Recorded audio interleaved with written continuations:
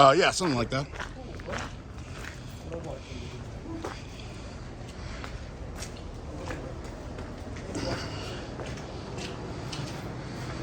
Thank you.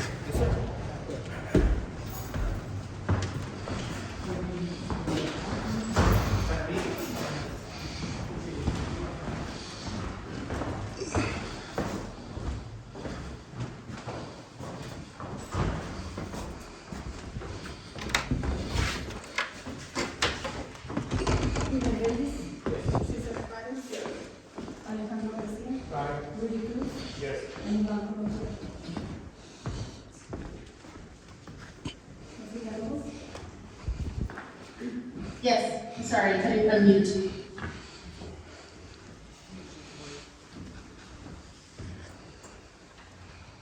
Item number 2, Mr. Lafayette, would you please give us the pledge of allegiance?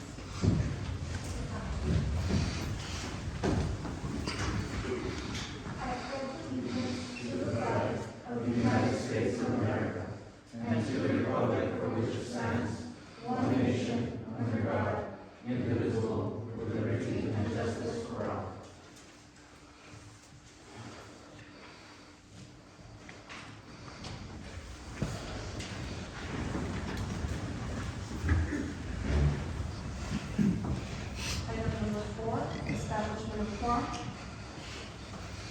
Ruben Enriquez? Yes. Cesar Gonzalez? Here. Alejandro Garcia? Aye. Rudy Cruz Jr.? Here. And Socorro Villalobos. Yes, Mayor, we have a quorum. Item number 5, public comment. Here we have the speakers. Our first speaker is Socal. Mr. Socorro, you have your name. Thank you.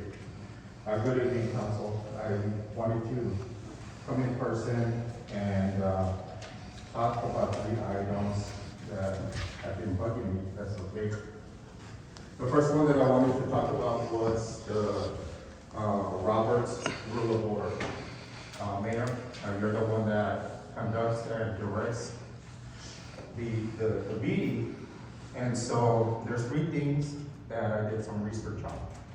When there's public comment, an item that is not on the agenda cannot be discussed. So we have some kumbaya moments with Mr. Rodriguez when he was here. There were some words exchanged that were not factual. A factual statement can be given, but there was nothing factual because, again, I call it a kumbaya moment with Representative Colombia Lobos and Mr. Rodriguez when he was here. Second thing, an existing policy can be repeated. And the third thing is that when somebody speaks on public, that proposed item can be brought into the agenda. So just letting you know, Mayor, that you're the one that conducts the meetings, and so we just want to make sure that we're following Robert's Rule of Order. If you don't know what it is, look it up, Google it, it's there, but those are the 3 things that are there. Second thing that I wanted to mention was that I know that when I sign up, I put my cell phone number there, but on August the 3rd, when I spoke about the MPO, and that nothing has been brought to the agenda or to Socorro, I read the MPO backup. That's where I got my information. You, Mayor, texted me that you wanted to meet with me. Colombia Lobos was texting me while the meeting was being held, while it was in session.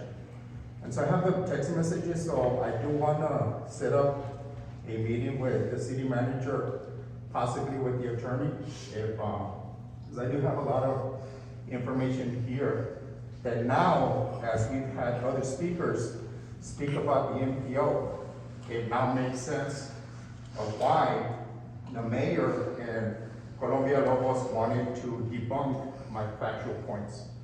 And so I didn't appreciate, I never reached out to you guys in the sense for you guys to call me, to text me, but you guys took the liberty to do so. Mr. Chagoya, your time is up. Thank you. Miriam Cruz. Thank you, Ms. Navarro. I'm not sure if I should turn on my video, but I will. So really quick, I just wanted to talk about actually one of the points that Mr. Shiro brought up. I did find issue with letting Mr. Rodriguez speak for an unlimited amount of time when he was allowed to. I think most of the times whenever someone has asked to speak out of turn, there's always been a time limit placed on him, or on them, I'm sorry.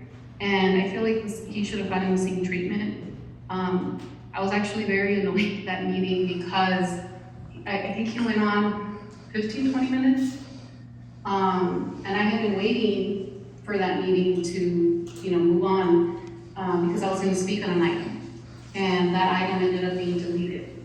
And so it was really frustrating for me to, one, not have been given some sort of heads up, right, that item was planning on being deleted. I think that council sometimes gets that heads up, and I would appreciate, and I think some of the public would appreciate that heads up if in case they're in fact signed up to speak on that item, that you all don't plan to, to speak on it, or at least that there's gonna be a proposal to delete it, because obviously maybe the proposal doesn't pass. And so I just ask that, again, as I've been doing for many years, that we treat everyone equally, and not give, special treatment to, anyone, really. I think we should all be treated the same, and I think that includes previous council members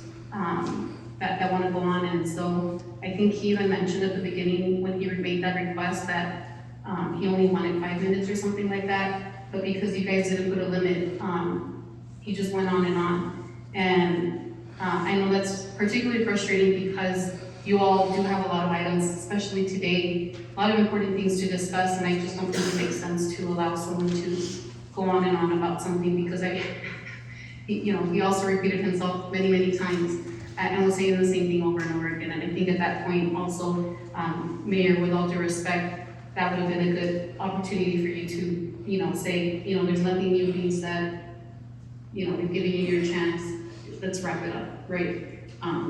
But I would just point that out to that, as a constituent that attends these meetings frequently, that definitely was a point of frustration. Thank you. Maybe those were all our speakers? Thank you. May I make a motion to move up items 23 to 29 and 34?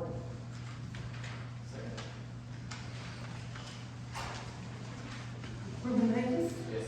Cesar Nevares? Yes. Alejandro Garcia? Aye. Rudy Cruz? Yes. And Iván Colom Villalobos. Yes.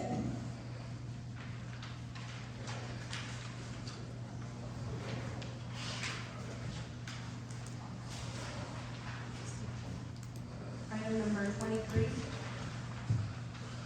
discussion and action to reappoint Julie Dominguez, Andrew Arroyos, David Estrada, Miriam Cruz, Enrique Cisneros, and Ernest Gomez to the Planning and Zoning Commission from February 3rd, 2022 through December 1st, 2024.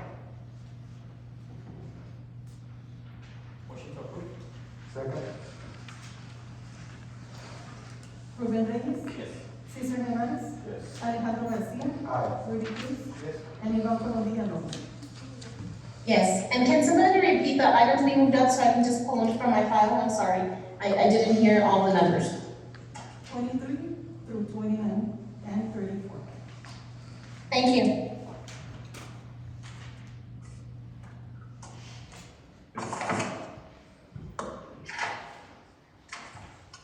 Item number 24, discussion and action to reappoint Emmanuel Nevares, Rodrigo Abbas, Jasmine Mendoza, Jesus Chávez, David Oropesa, Robert Renteria to the Board of Adjustments Commission from February 3rd, 2022 through December 1st, 2024. Motion to approve. Second. Mayor, sorry. If I may, just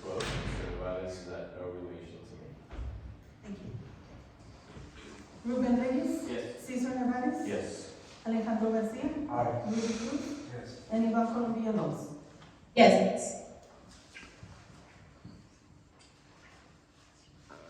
Item number 25, discussion and action and update. Everyone is up to date on building and standards until 2023. District 1, 3, and Mayor currently have vacancies.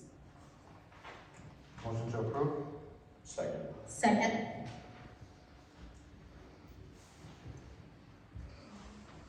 Ruben Reyes. Yes. Cesar Nevares. Yes. Alejandro Garcia. Aye. Rudy Cruz. Yes. And Iván Colombia López. Yes.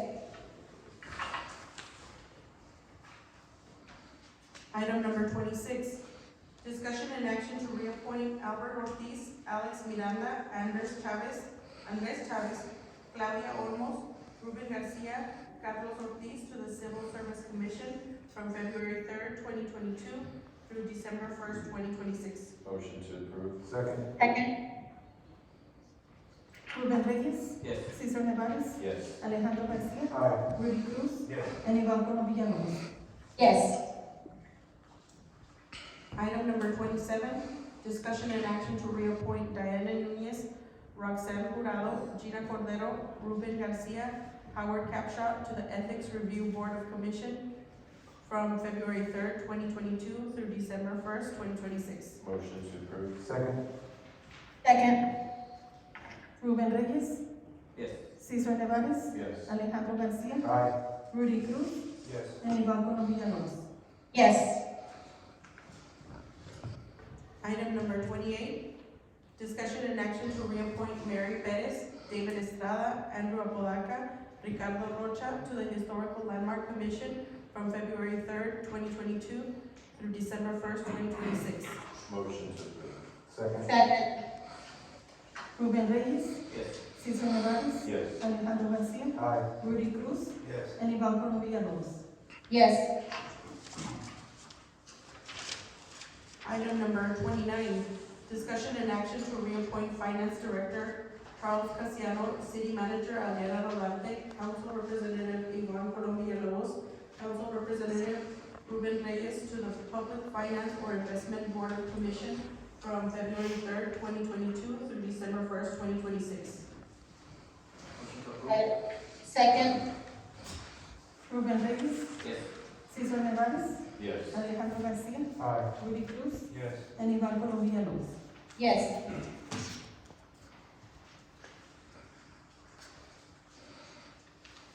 Item number 34, discussion and action to approve the appointment of Jorge Estrada to the Ethics Commission, Place 2. Motion to approve. Second? Second. Ruben Reyes. Yes. Cesar Nevares. Yes. Alejandro Garcia. Aye. Rudy Cruz. Yes. And Iván Colombia López. Yes. Mayor, you can now swear them in.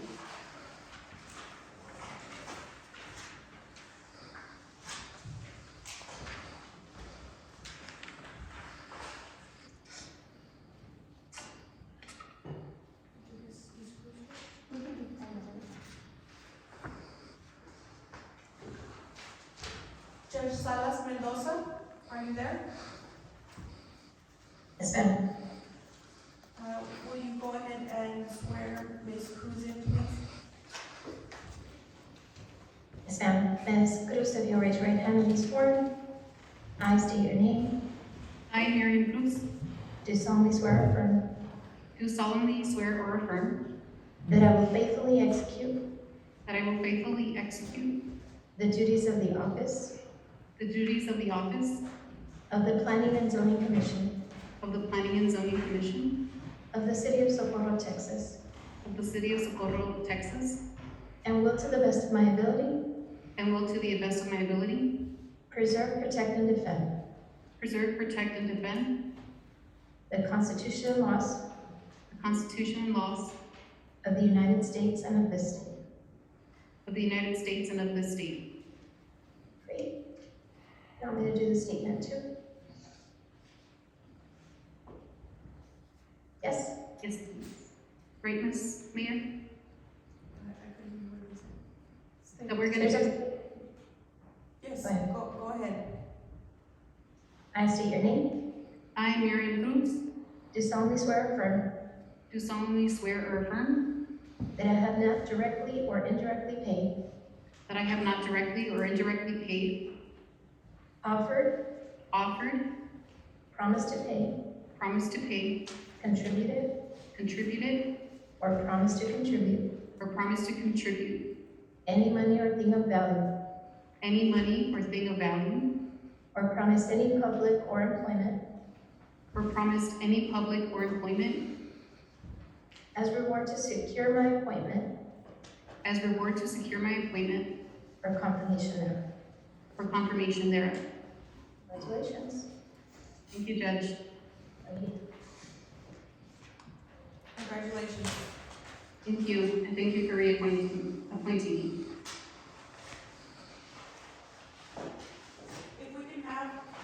If we can have the other members of the boards that are gonna be sworn in, would you please stand up?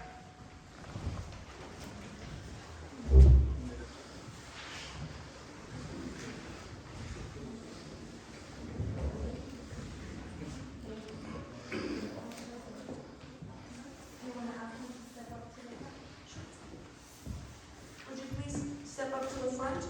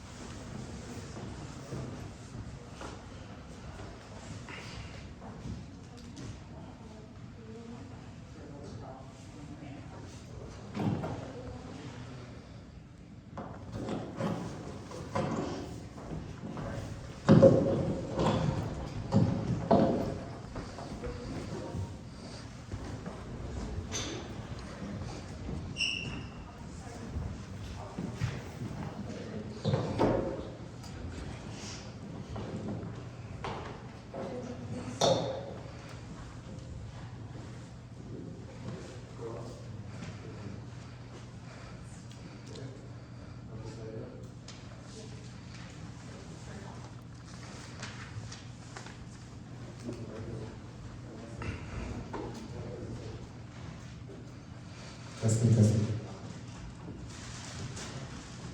Would you please raise your right hand and repeat after me? I, please state your name. Do solemnly swear or affirm that I will faithfully execute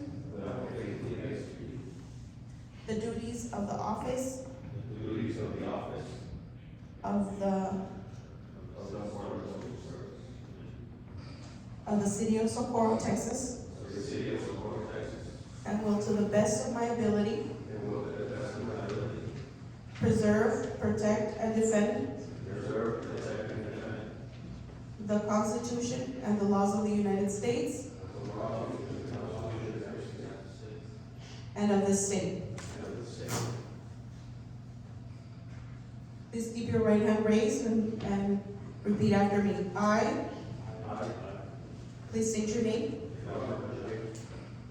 Do solemnly swear or affirm that I have not directly or indirectly paid, offered, promised to pay, contributed, or promised to contribute any money or thing of value, or promise any public or employment as a reward to secure my appointment or confirmation thereof. Thank you very much, gentlemen. Congratulations. Mayor? Mr. Mayor? Ms. Mayor, can you hear me? Hello, Ms. Mayor, can you hear me? Can anyone hear me? Hello? Can you guys wave if you can hear me? We can hear you. No. Ms. Mayor? Yes. Can I just thank this gentleman and these board members for continuing? May I? Yes, go ahead. Okay, thank you.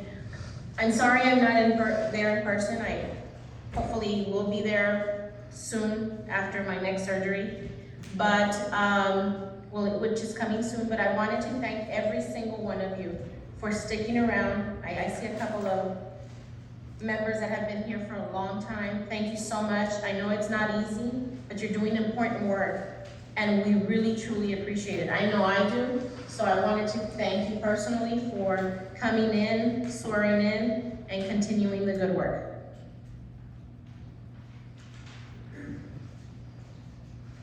Thank you, Mayor. Thank you.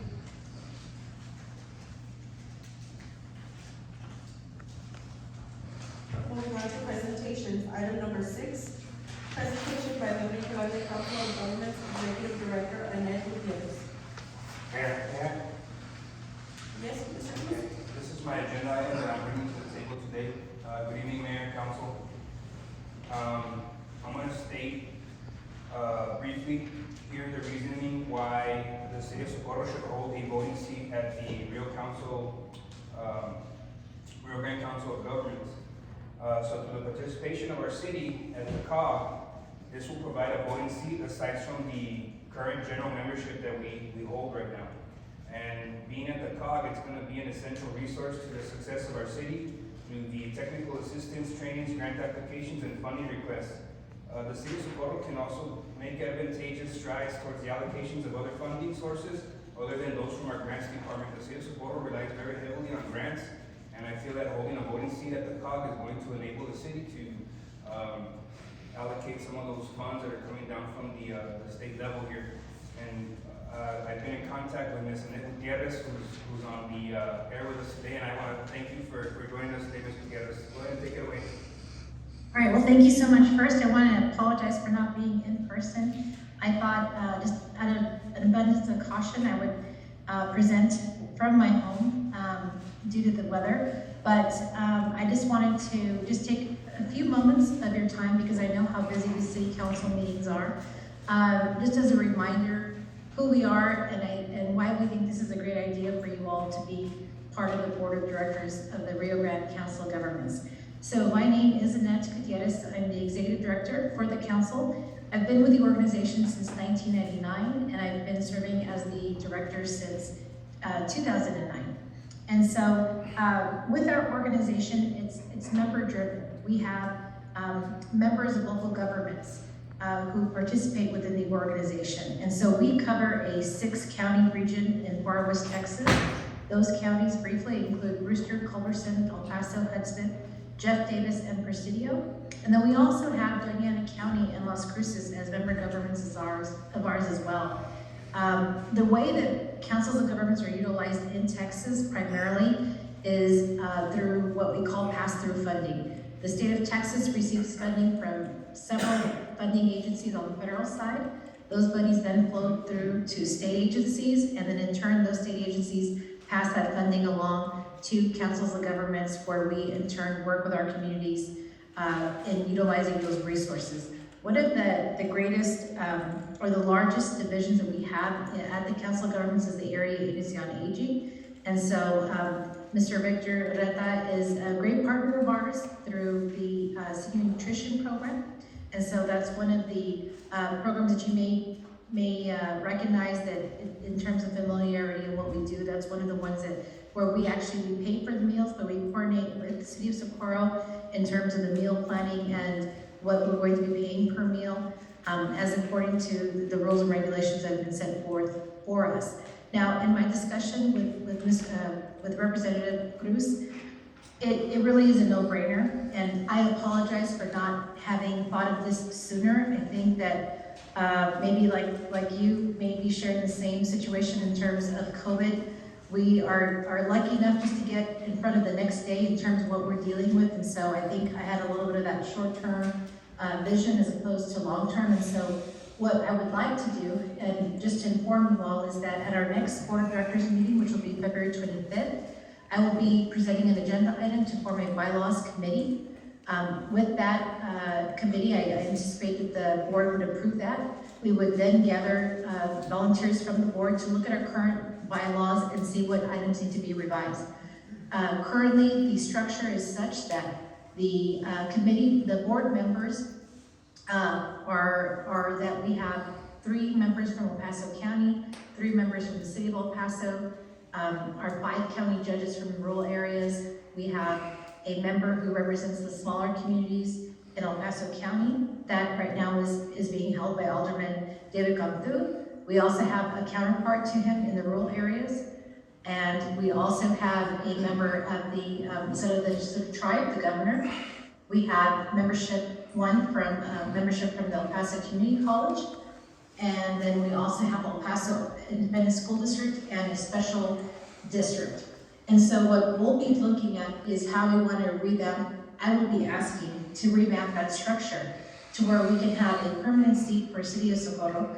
Like I said, it makes sense. You all are the second largest city in the county, and your population is vast. Your needs are different than the other communities. And so I think that it would make the most sense to have you all at the table. We have been lucky enough to have Mayor Avalos serve on our board of directors as a proxy for several board meetings, and so Mayor Avalos has had at least an introduction to what the board of directors meetings are like, and so that's something that I just want to let you all know and to avail of you of that information that I will be presenting to our board of directors.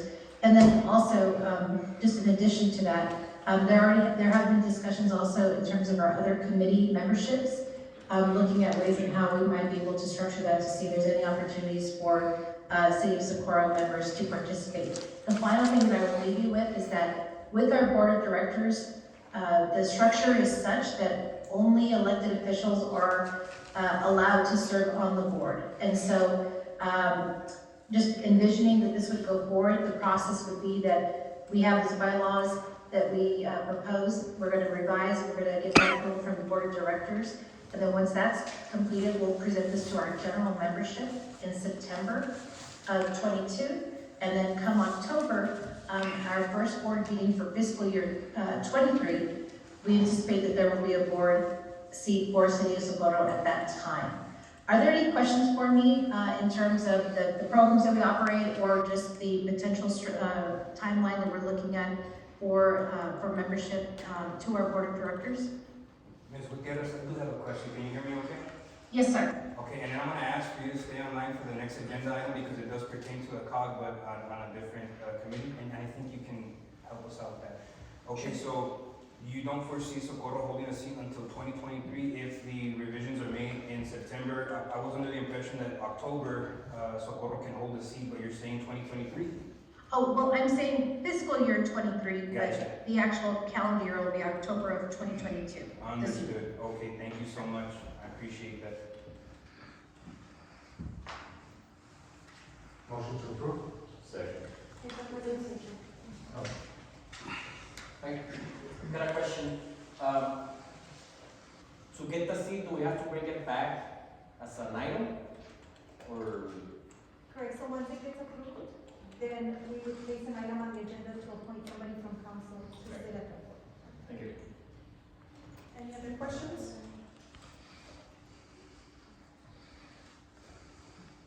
Thank you, Ms. Gutierrez. Thank you. Item number 7, presentation and update on NPO and tech stock projects by Eduardo Perales and Raul Ortega.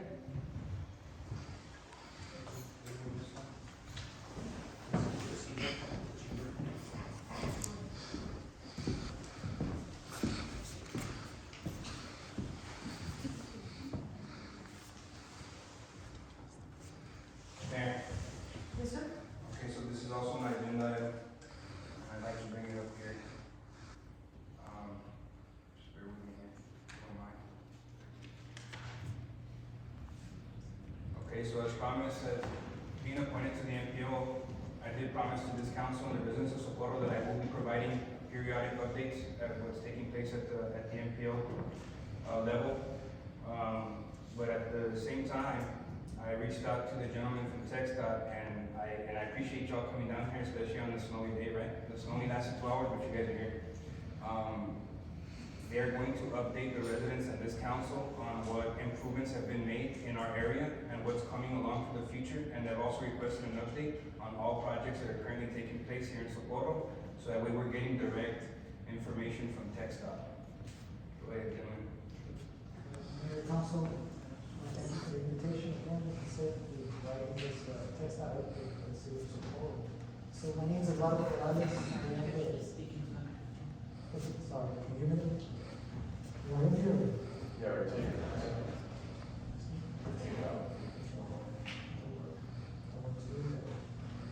So, okay, my name is Eduardo Perales. I am the Director of Traffic Operations for the El Paso District.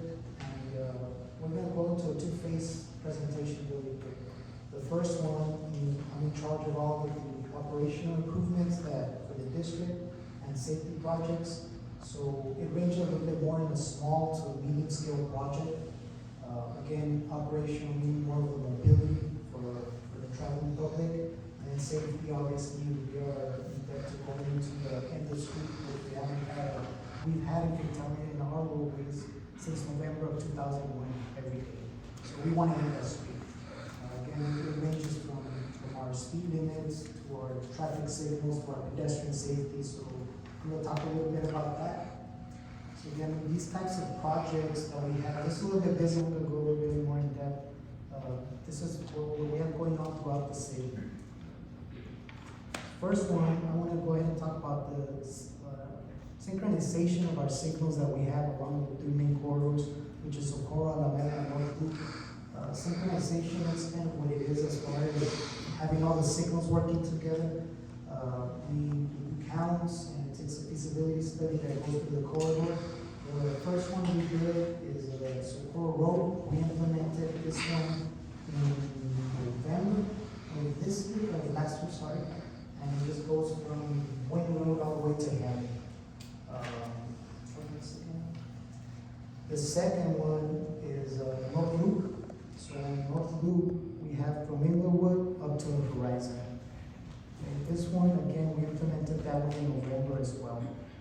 And then that third one, which is Alameda, we just started that implementation this week, as a matter of fact.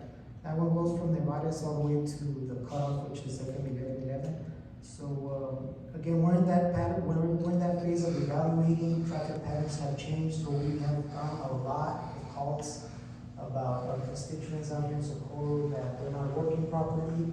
It's been a big change. And like I said, the important thing is we try to reach the peak hours, morning and afternoon, and we try that plateau on these roadways to move a lot faster. Obviously, in the AM peak, going towards Route 375, and afternoon peak coming back to the city of Socorro. We're still tweaking them, like I said, there's a lot of implementation going on. We have this week finalized the implementation, and then we move forward with having them a little bit better synchronized. These projects that we have here in the screen are called HSIP, which is our Highway Safety Improvement Program. This is all related to safety. They're funded projects in which they come out of the fatalities that we have and the serious injuries that we have. Just really quick, on Alameda, we have the raised median project that is under construction right now. We have another raised median coming up that is going to go from Rio Grande to Passmore. It's on the left side of the screen. And then on the top right, we do have a funded signal that is currently letting this July up in Horizon and Stockyard. We're going to redo the signal and the pedestrian elements as well, right there by the McDonald's. And then on North Loop at Ballman, this is something that has been in the works for a long time. We do worry about funding, where it comes from. So this is funded already, and it's programmed for the July of 24, in which we plan to push it up to 22 for several reasons, and we're trying to do that right now. We just got funded, like I said, for 24, but we're trying to push it because of the school that's going on that we have there, and all the pedestrian elements that we have. And then that last one on the bottom right, we just got approved for safety lighting along the North Loop, and that goes from Horizon all the way to 1111. That's a very good project. We have some dangerous curves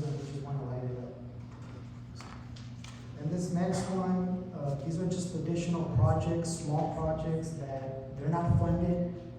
We go ahead and in-house, we do our design and our engineering house in traffic, and then we do the implementation.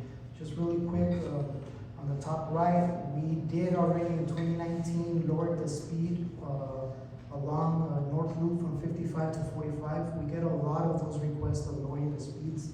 The bottom right is something that we're constantly doing right now. We're providing the signs on our traffic signals where a lot of them were missing. We used to have the internally illuminated signs that have gone out, and they don't make them anymore, not even the parts. So we've been slowly replacing them. We had some calls about North Loop, and then instead of saying North Loop, it has LP, so we've been changing a lot of those. Block numbers as well.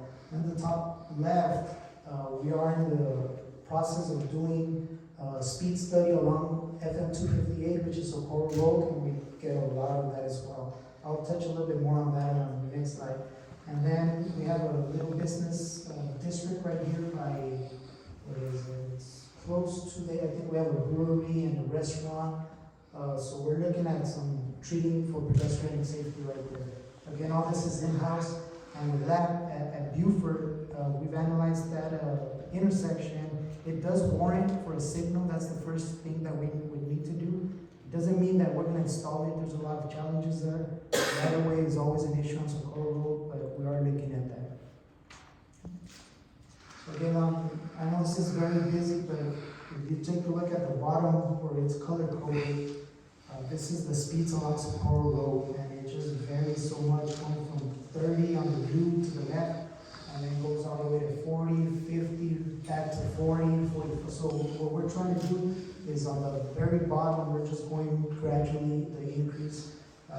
It just takes a lot of work. We do counts, we do count all the driveways, the streets, and then we gotta send to division. So we already sent for comments to division. We're just waiting, and then as soon as they're approved and we get them in, we send our maps to our commission in Austin, and then we do the implementation in-house.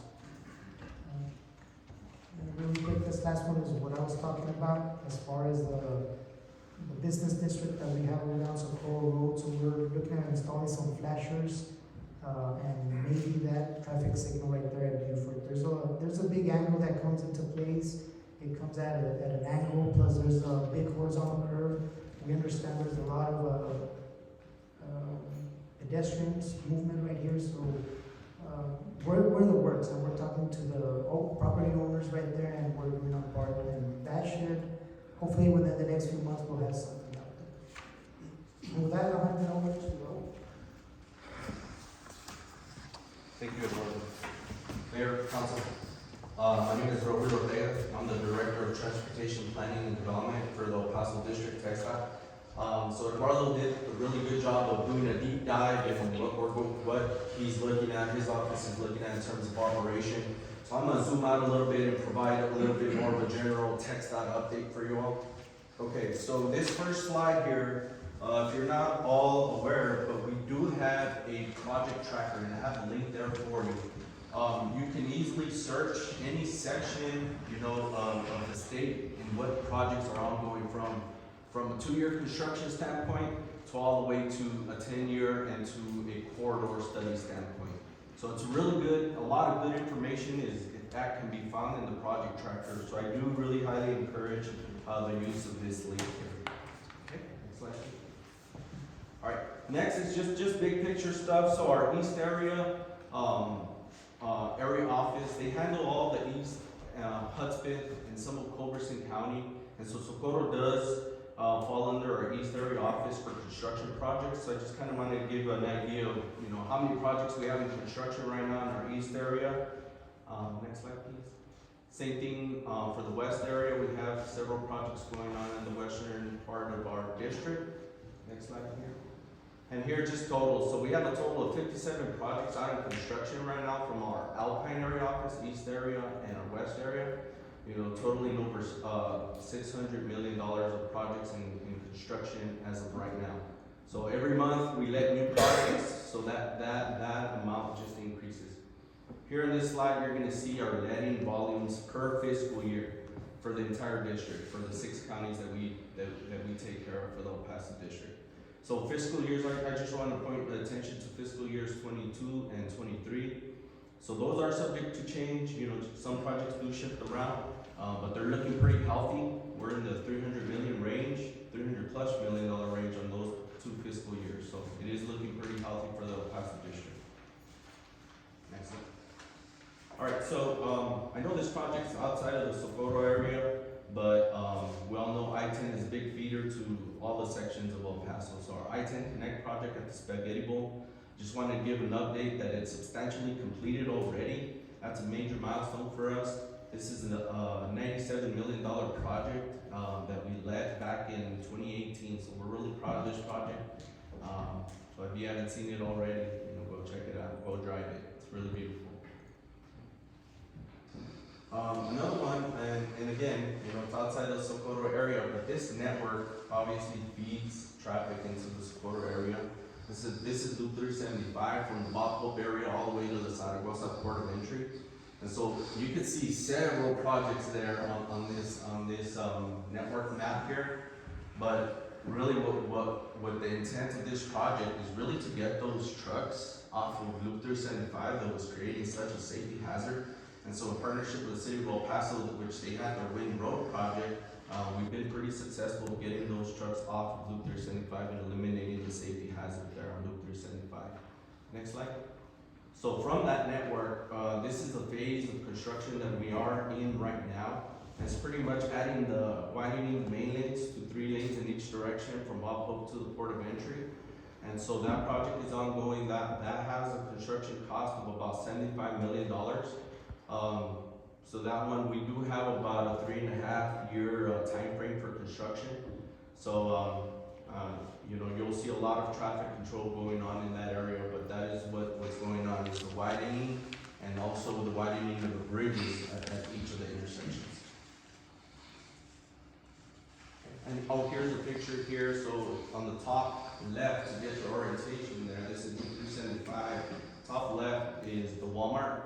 And so obviously a lot of traveling public utilize that exit ramp on Alameda to come down to Socorro. So being able to separate the traffic from the main lanes to exit on Alameda and creating frontage roads also eliminates the traffic, the safety hazard there. So that's a picture of the 2 frontage roads, and you can see the main lanes there in the middle. So the one that's going northbound towards the bottom of the screen, that's currently what's in construction right now. The one going southbound is already open to construction. Okay, here's one of the projects that we have, and it's also a regional mobility strategy project with the El Paso NPO, and it's the widening of the main lanes on I-10 from East Lake to Horizon. So that project already led. It's about to start construction. It was an $18 million project. It led back in August, so you'll see some construction activities starting up here pretty soon. But it is going to help, you know, added capacity in this area is definitely going to help. As we all know, there in the East Lake area, right by our office, it's just really grown so much with all the new development out there, and also with the Amazon distribution center.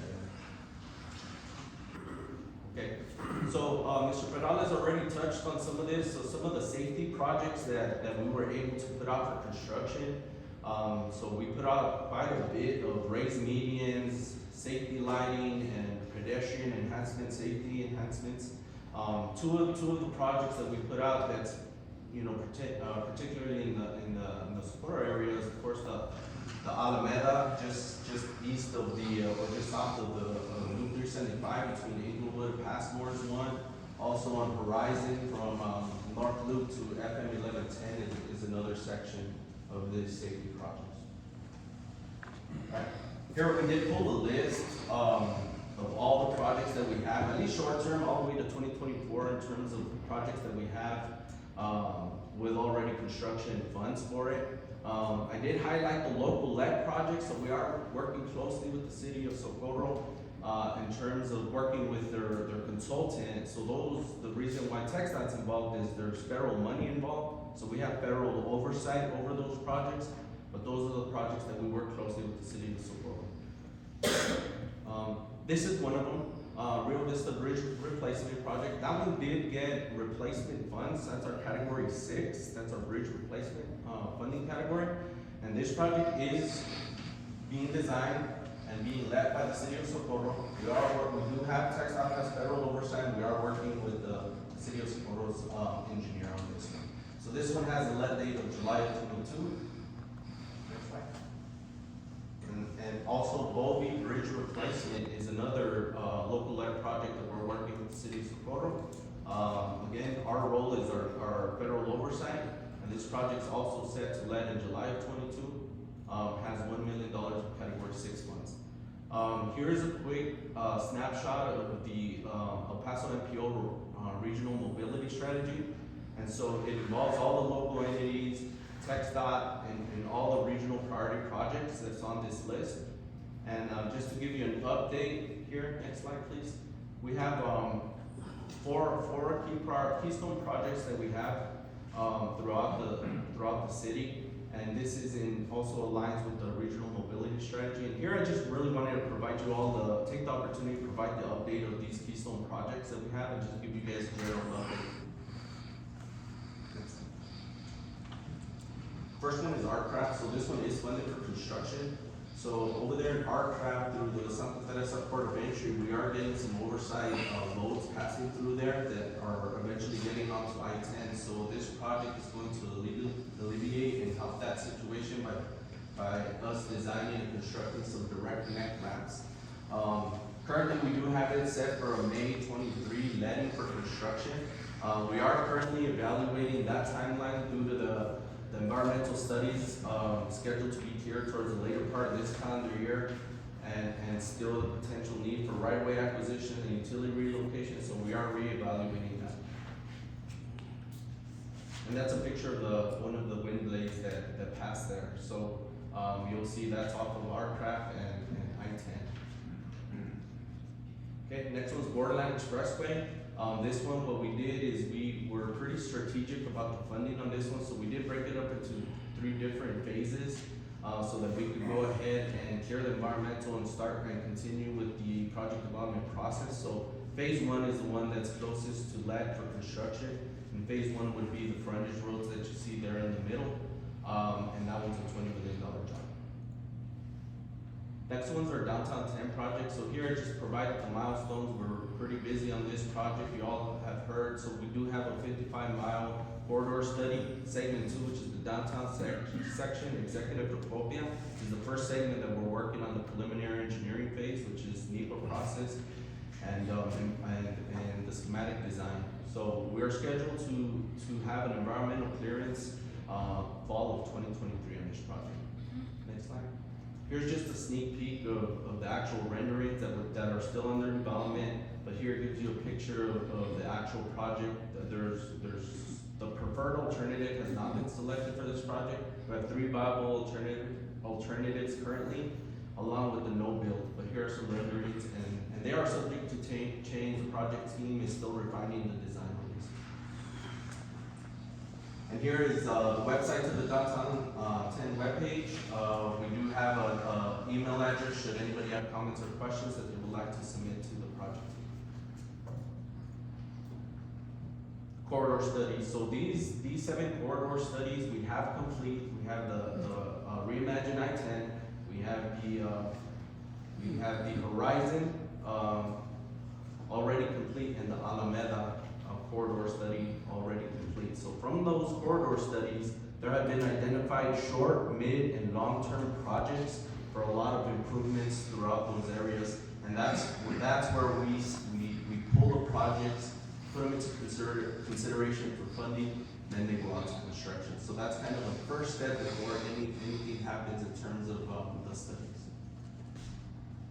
Next one, future corridor studies. So the ones I have highlighted pertain to Socorro. So next in line, we have the Border Highway East feasibility study. There has already been conducted a preliminary engineering linkage study. So the next phase of that will be an actual feasibility study. We're looking to start that towards the end of this calendar year. So the limits between there, within the Border Highway East would be from Loop 375 to Nuevo Hueco Tanks, from Nuevo Hueco Tanks to Arterial 1, and then Arterial 1 to the Tornillo Port of Entry. And also, we're just recently kicking off our North Loop corridor study, which would be from Horizon to Alameda. Okay, so, you know, I know I went through a lot of information, but I really wanted to take this opportunity to provide a general update from TxDOT. You know, to stay informed, you know, follow us on Twitter, on Facebook, and of course our webpage. Greatly appreciated, sir. Thank you. Thank you. Mayor, I have questions. Ms. Villalobos? I have one question, sir. Yes, ma'am. Thank you for the presentation, by the way, I really enjoyed it. I was hoping to hear any expansion between Horizon and on North Loop and I guess Clinton. My district is District 4, most of my a lot of my district, let's just say, is on that growing, barely growing two-way traffic. I get constantly from our constituents that actually have been here for many years, that why don't they expand? You know, why did they bring it all the way? Because, well, there has to be studies, you know, you have to bring the community, I mean, the people first, and then, you know, there's development. You don't do development and then you bring the people. Not in this case. So, my question to you, I know that you talked about putting street lights that we need on North Loop. It's very dark. You're absolutely right. Thank you for that. You talked about expanding somewhere in Bobby or not Bobby, I'm sorry, in Bauman. Are you guys looking at that area, or do we need to get together as a community and come and express to you how important it is that we now need a four-way? Let me just tell you a quick, just really quick. When there's an accident and it's across the two lanes, we have to find other avenues to come home. We could be a minute away from home, but it could take us a whole hour to get to home. Does that make sense? We don't have a two-way. We don't, you know, anyways, I keep going and on. Can you guys expand on that? Yeah, so the Bauman intersection is already under design, we're at 90%. The only thing that we lack is the funding, which is not funded. We first had to meet warrants. Warrants are based on accident data, which, I'll be honest, it's a very tough warrant to meet. It has 5 fatalities in 1 year, which we definitely don't have. But now we met with a number of cars that go through that intersection. So with that, it's going to create some gaps for all that intersections east and west of Bauman, especially closer going towards Horizon. So we do get called a lot, like I said, we have installed a safety illumination, and that system is going to help tremendously on the safety part. So we're under design, and like I said in the presentation, we're hoping we can then speed up the process and hopefully get in by next year.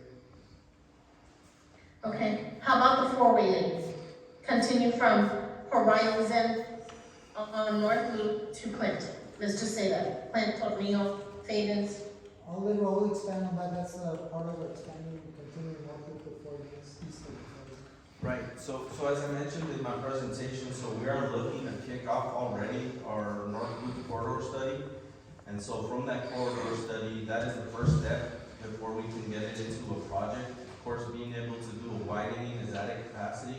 So it's a little bit more of a larger project, but definitely the feasibility study is the first step, and we're taking that step right now.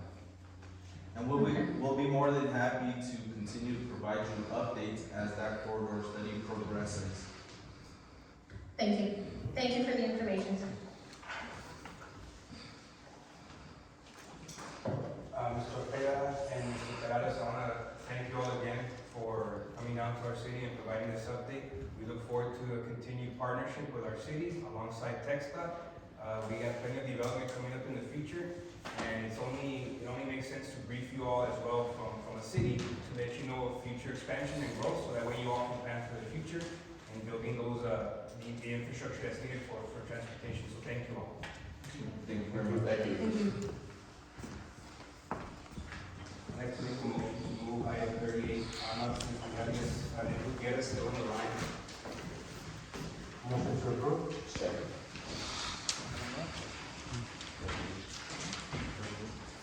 Ruben Reyes, Yes. Cesar Nevares, Yes. Alejandro Garcia, Aye. Rudy Cruz, Yes. and Iván Colom Villalobos. Yes. Item number 38, discussion and action to approve the appointment of City of Socorro Police Chief Burton to the Rio Grande Council of Governments Criminal Justice Advisory Committee, CJAC. Motion to approve. Second. So the item that I'm bringing here today is to appoint our police chief Burton to the CJAC, also known as the Criminal Justice, God, I forgot that, Criminal Justice, Advisory Committee. Justice Advisory Committee. Thank you, everyone. Also a committee that's part of the Rio Grande Council of Governments. So the reason why I wanted to get this one out of the way while we still had Ms. Gutierrez on the line here, I did reach out to Ms. Quintanilla, and I understand that this committee is made up of disciplines such as education, behavioral health, criminal justice, but at the same time, I also noticed that there's individuals who currently serve on this committee, and it only makes sense to have the second largest city in the county of El Paso have a seat at the table. And I believe that if Chief Burton was to sit on this table, he's going to be able to review and comment on proposed projects and also grant applications concerning criminal justice in our area. This goes to the Rio Grande Council of Governments Board of Directors. It's also going to help out with the request of additional funding to help offset operational costs to the city of Socorro. Our city is growing, hence the reason why we need to have a seat at the CJAC, because our police force will also need to grow with our city.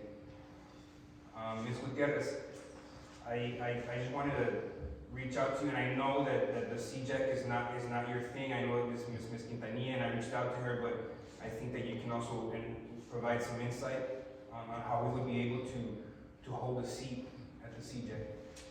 Yes, what I can do is I will relay this information back to Ms. Quintanilla, and we'll look and see where we can, if at all, get a place for the chief. Our next meetings that are coming up will be in April, and so what happens customarily is that the membership is submitted to the Public Safety Office in Austin in October. And that's one of the due dates that they require out of our planning grant. And so we will have the discussion with the PSO to ask them, how would that work if we were able to bring an additional member to the CJAC? We also would have to have that as an agenda item to ask the CJAC themselves for approval to recommend to the board. And then the board would then review that membership and approve it. And so I think that would be something that we would be working on in March. Actually, we would actually be doing it, we'd have to be doing it in March, and I'm not sure how we'll work that out with the CJAC committee, since they're not scheduled to meet till April for that meeting. So there's some logistics that we need to work on, but we'll definitely bring you back with that information to let you know what that timeline would look like. Thank you so much. Ruben Reyes, Yes. Cesar Nevares, Yes. Alejandro Garcia, Aye. Rudy Cruz, Yes. and Iván Villalobos. Yes. Item number 8, presentation by city manager regarding December 2021 monthly report. Motion. Second. Presentation. Presentation. Good evening, Mayor and Council. I will provide you some department highlights for the month of December. Our municipal courts department collected $45,819, received 302 citations from Socorro PD, 9 from the Department of Public Safety, 7 animal control, and 28 ordinance violation citations. Our HR department did not have a civil service meeting. There was no items to discuss. We had 4 separations, 1 in public works, 2 communication dispatchers, and 1 police officer. We did have a lateral move of Mariana Workman, Animal and Code Enforcement League. For the Parks and Public Works Department, they participated and assisted with the Winter Festival and Parade. Also assisted in the filing and placement of the luminarias on Socorro Road. There were 4 pothole repairs, 1 guardrail replacement, and on Bovia and Alameda. And there was new lighting for the Ovista Drive. They also installed waste stations, dog waste stations at Las Valles Park, Jardín de Flores, and also level the entrance at Weaver Park. They continue with a systematic approach for weed control and maintenance. Our police department received 1,299 calls for service, made 26 arrests, and officers continue to attend training to keep them in compliance with certification of TCO. Our city clerk department prepared agendas and minutes for meetings scheduled on December 9th and December 20th, received 41 open records, and responded to 43. Our planning and zoning department collected $13,000, issued 129 permits, 7 registrations, 5 applications, and 33 letters. Code enforcement issued 173 notice of violations, 95 cases were cleared, issued 19 citations. Our animal controls received 172 calls for service, 26 impounded animals, and 11 citations were issued. For our recreations department, they conducted 240 senior welfare calls, participated and hosted the Binational Conexión Expo.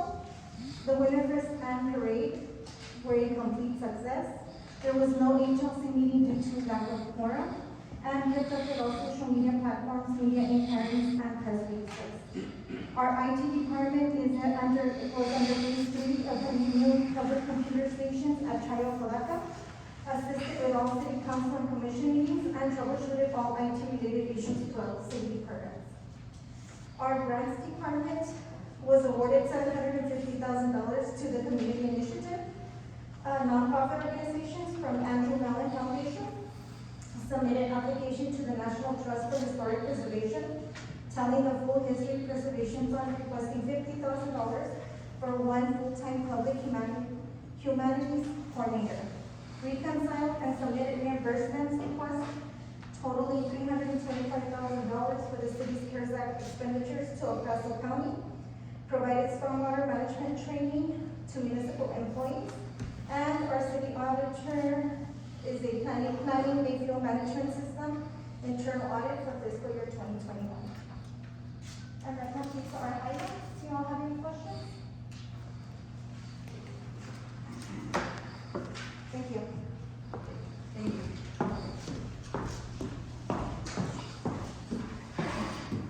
Moving on to consent agenda.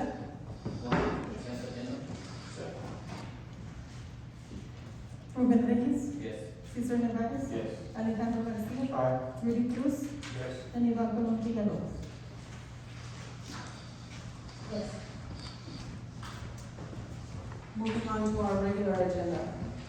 Item number 17, public hearing of an ordinance approving the rezoning of Lot 2, Block 1, Sereno, Tract 25A, Block 15, Socorro Grant, Tracts 24B1, 25B3, Block 15, Socorro Grant, Tract 25A18, Block 15, Socorro Grant, Socorro, Texas, from R1 Single Family Residential to R2 Medium Density Residential, and a variance of the front yard setback to allow for a 10-foot setback and a variance of the rear yard setback to allow for a 15-foot setback with conditions to limit the density to single-family homes and provide 20-foot driveways.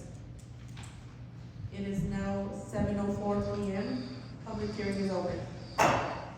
May we have a speaker for this item? Actually, two. Gilbert Limas.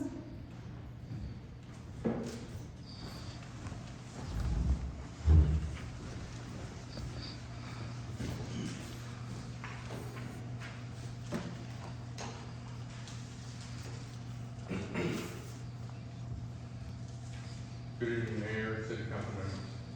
My name is Gilbert Limas. I'm a resident of Socorro. I've been for the last 28 years. I currently reside at 421 Buford Road. So this piece of property that we're looking at actually is about 600 feet next to my property, from the south side all the way to the west side. All right, so the purpose of the zone is already in R1. Of course, you know that the zone for this is single-family dwelling units. And they want to change it to an R2, which is the purpose of the zone is to provide a mixture of single-family and multi-family dwellings to a maximum density of 15 dwellings per acre. This area back here is 4.5 acres. You're looking at approximately 60 to 70 dwellings was mentioned last week at city council meeting was 2.5 vehicles per household. You're looking at approximately 90 vehicles, or 170 vehicles. I have a petition signed by 65+ members of the community that reside in that area that I submitted to the Planning and Zoning Commission last Friday that object to the rezoning of this development. As Mr. Galinas stated at the last council meeting, R1 should not be on major thoroughfares, which this one is not. So the development is already zoned properly. Just like Ms. Colombia Lobos also stated at the last council meeting, we do not need smaller lots for residential houses. The developer is not worried about traffic control. He builds and will leave. Also, she also stated we should stick to what our ordinance says and stop approving these variances. That is why we got rid of R3 variances, or R3 zones. At the P&Z meeting also, Mr. Escobar, who is a developer, stated that if he doesn't get the rezoning that he wants to develop, he will just leave. He will develop a property that's on, I remember the name of the street, it's off of Payton's. Just because that's a separate zone, that's a separate property, he'll just develop that house and leave if he doesn't get the zoning that he wants. The infrastructure for Buford Road, especially on Celadon and Uranaga, are not designed to support the amount of traffic that this rezoning will bring about. With the increase of vehicular and pedestrian traffic that comes with this rezoning, we have schools and a park that people in this community walk to now and have to deal with the increased hazard. They state they're gonna make another park. We already have a park, half a mile from our residence. Buford Park, or Bulldog Championship Park. They want to allow setbacks on the variances. Setbacks means the distance between a wall or any projection of the building and the property line, excluding steps and enclosed patios. They want to decrease that to 10 feet from the property line, from the house. That does not include the patio that they want to build, a fancy patio next to the house. With that, kinds of opportunities then will increase with the depth of personal property and increase of porch pirates of goods delivered by UPS, USPS, FedEx, and soon Amazon. There's also an irrigation ditch that's on the far west side of my property that's been covered up. I don't know if they're taking that into consideration, but after talking to the El Paso Improvement Water District, there are 4 people that still have water rights, even though they did not pay for them. I thank you for your time, but we object to the rezoning of this property. Mayor Cruz? Thank you, Ms. Navarro. 3 points. The first one, as I mentioned in many public comments before, I really wish the presentation would be given so that everyone can have an opportunity to know what the depths and information that the agenda item is about. And so therefore, they can take advantage of the public comment period. Again, that is something that we do with the Planning and Zoning Commission. The second thing I wanted to mention was, it's also something that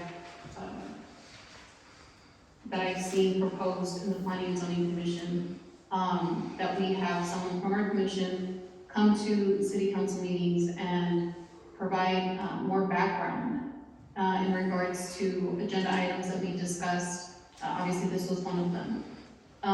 And the reason for that is because this gentleman that just spoke before me actually spoke a lot more, and so did so many more of his neighbors during the Planning and Zoning Commission. And I think it's important for you all to know in depth, everything that we discuss during the meeting, even if it's just bullet points in our minutes. And so again, that's something that I've been requesting from our commission, from our secretary. But I think that if you all request it, because I think that that's something that may save some time, maybe in rehashing certain things, and just knowing that we as a commission did discuss these items. As you can see, it was only approved by a 4-3 split. So there were 3 individuals in the commission that did not approve that item. And lastly, like I said, there were multiple, individuals signed up to speak at the Planning and Zoning Commission, many constituents that did oppose that item. I don't know if they're signed up for item, 18, which is the following item. I don't know if they signed up. I do see some of them present in the public, but I think, again, it's important to have that consideration for them. Obviously, there was a very organized neighbor who went out and got signatures, and that is important, but I also think it's important to give them the opportunity to speak if they so wish during the next, agenda item. Thank you.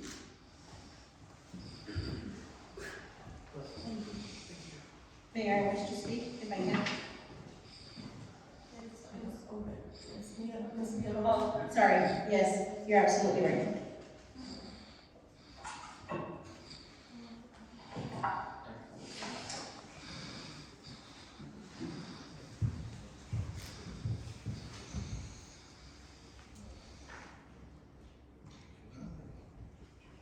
Motion to discuss. Correct, so it's a public hearing, so she would have to say she wants to speak as a public, not as a representative. But she can also just speak on the next item. As an elected. Ms. Villalobos, did you hear that? I heard, I can speak as a constituent, but not as a representative. Right, or you can speak on the next item. Okay, not a problem, thank you.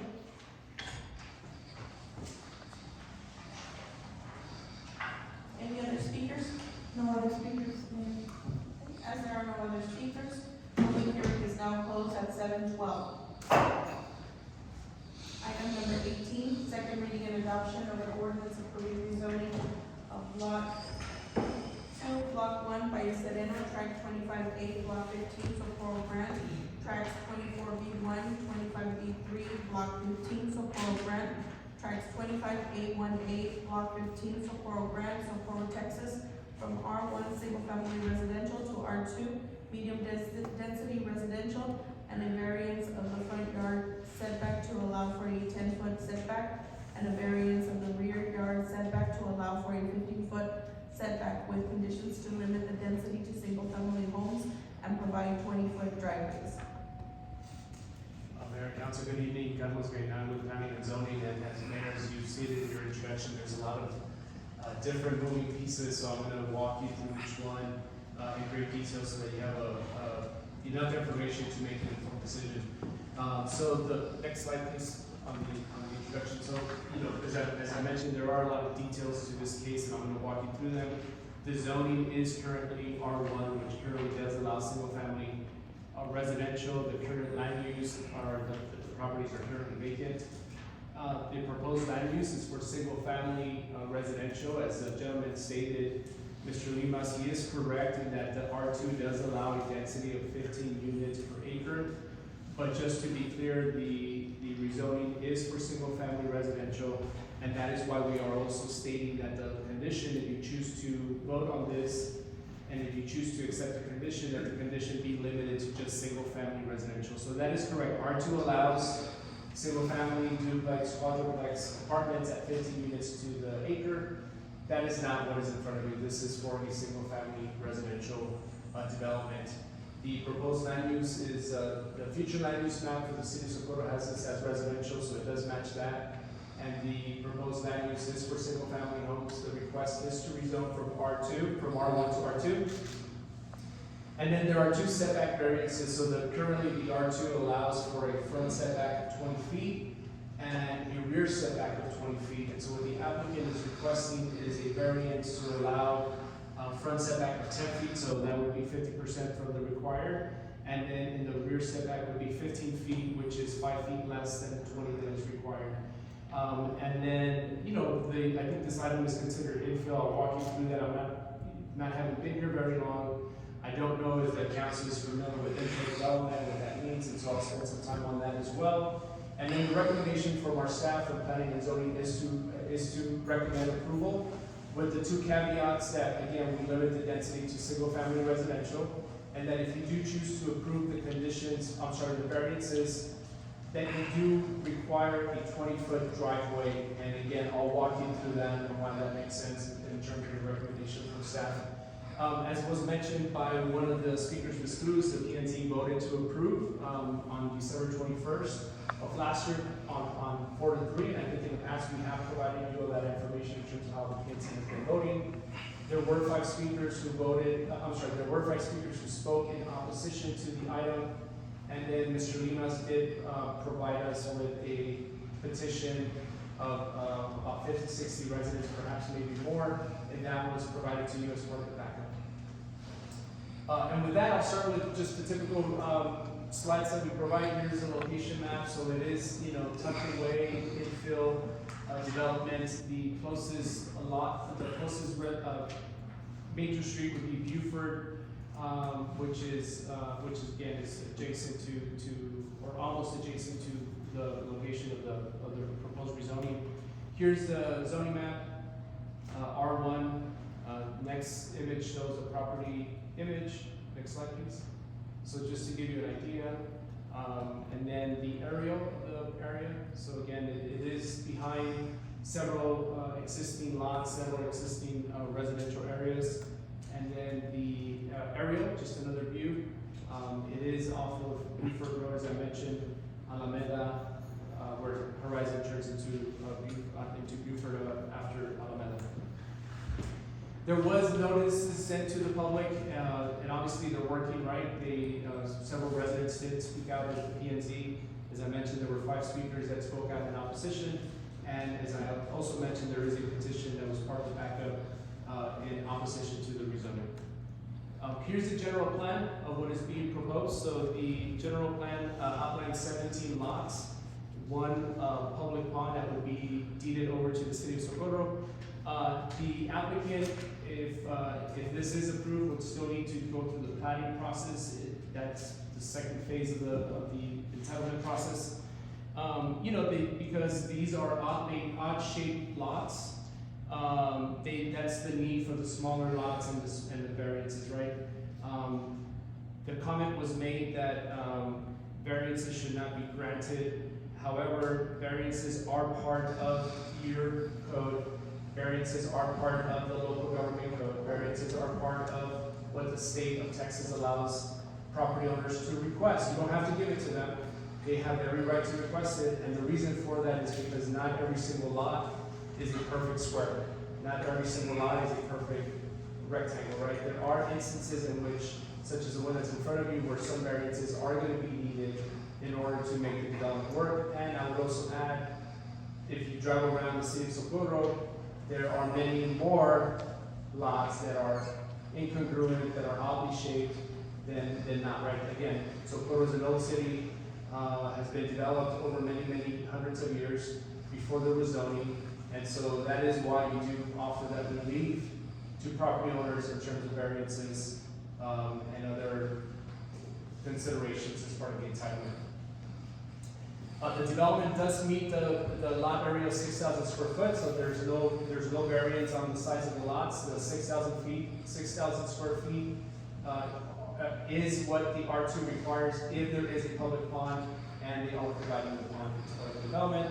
And then the density would be about 3.7 units to the acre. And then the next slide just shows a greater look of the development. We've also provided that to you. Mr. Cruz, I know you had a hard time last time you were here, so I wanted to make sure that you had that in front of you. And we'll continue to provide the plats so that you have a little bit more access to them. In terms of the variances, next slide. So again, the front setback requires 20 feet. They're requesting 10 feet. And the reason that you have a setback of 20 to 25 feet is because you want to make sure that there is enough space for the car. Right, a car is on average 18 to 20 feet long. And so the setback then would allow for the car not to encroach onto the sidewalk. And so this is a typical residential house in a typical new suburban development. I took this at Hidden Valley, and so again, it shows you what a 20-foot setback looks like. The rear yard setback requires 20, and they are requesting 15. The reason that I share this with you, the next slide, is, it's not uncommon to have smaller setbacks, right? It is not uncommon to have a front porch in your home, to have a little bit more visibility onto the front of the street. The other reason that I showed this slide is because what the staff is requesting of City Council, if you choose to however it is that you, when you make your consideration, is that they're asking for 10 feet, right? So if you leave the 10 feet setback, then there's no room for the car, right? There's no room for the garage. And so what we're saying is that allow the 10 feet, but require the 20-foot driveway. And I'll show you some examples of how that works. This is one of them. So if you look at this illustration, the letter C shows you the 10-foot setback. And then in this illustration, the letter F would show you what a 30-foot setback on the garage would look like. We're asking for 20, but this gives you an idea that there is a possibility of having the house a little bit closer to the street with the garage recessed to the back. And the next slide again, so this just shows you what the 20-foot setback looks like. The next slide, this is current place in El Paso. I'm not comparing current place to Socorro, but just to illustrate that that having the 20-foot, 10-foot setback is not uncommon. Having the garage recessed to the back is also a consideration. So the next slide shows what that looks like, right? You do have the 10-foot setback, but you still have the driveway that allows the car to be parked there. Next slide. Next slide. This is taken from the city of El Paso, so they have an R2 zoning district, and if you read that, I think it's hard to read, but it says on the required front setback, it says 10 feet, except that a 20-foot driveway must be provided, which is, again, what we are asking you all to consider if you choose to, that if you do grant the variance of 10 feet, that you do require a 20-foot driveway as part of the ordinance. And then finally, the question about infill development. Next slide. Essentially, infill development just means that you're taking leftover lots, leftover land that has been overlooked over many, many years, and you're filling them in, right? It's called infill development. So what this does is, from a planning perspective, from a best practices perspective, what it does is that when you're creating development in land that is already existing with the infrastructure, right? You don't have to, for example, put in a whole bunch of infrastructure. You don't have to put a whole bunch of streets. That's number one. Number two, it generates taxes on land that has been overlooked. And then number three, it's also a more efficient use of the land, right? When you consider infill versus new development, these are 17 new homes that you're not going to be building out in the fringes of the city, that you're not going to be having to require any new subdivision, right? It's a better use of the earth, better use of the land. So these are 17 homes that you are putting in already existing infrastructure, existing lots. And then finally, it helps address, in a city like Socorro, helps address the issue of landlocked properties. The proposed development does have 2 properties that are landlocked. And so again, right, when we look at this opportunity, such as the one that's presented in front of us from a planning perspective, we look at all these things, right? Not to be dismissive or not to consider Mr. Limas and the residents' concerns. I think those are valid. His concern about traffic is a valid one. That would be addressed at the planning phase when it comes in. They would have to do a TIA, so there would have to be some mitigation of whatever traffic the new development would generate. That's number one. Number two, the comment about density of 4.5 acres times 15 is, I think you mentioned 70, 80 units. Again, this is not that, right? We are asking you to limit the density to single-family residential. And with that, Mayor and Council, I'm happy to answer any questions. Do we have a motion? Motion to discuss. Second. Mayor, Ms. Villalobos? Mr. Gallinari. Yes, ma'am. I have several questions, okay? Yes, ma'am. I'm for the people all the time. What I don't understand, are they opposing everything from construction? Or are they opposing several things from this construction that they're proposing? You know, Ms. Colombielo, so again, if if you read the petition, they're opposing the rezoning, I believe in its entirety, right? They're opposed to the rezoning, number one. In comments that were made during the Planning and Zoning Commission, they were opposed to any new development. Again, listen, understandably, this is new development that's coming in someone's backyard. We do take those things into consideration. But again, given the presentation that I just gave you and the different points that I've tried to make, that's where we base our recommendation off of. But to answer your question, ma'am, again, I think they're just opposed to the rezoning, they're opposed to any new development. Comments that were made were on the density of apartments. Comments that were made were on the traffic issues, which again, I think we recognize can be a concern. And those are sort of my understanding of what it is that they're opposing on this case. So if we approve this ordinance the way it is right now, does this mean that the developer can come back and put apartments, duplexes? No, ma'am, so that's, not if you impose a condition. Not if you vote with the condition to limit it to single family residential. They would not be able to put apartments. Even if the developer sells the land, the ordinance stays with the land. So why isn't it on here? Why isn't it on the ordinance spelled out?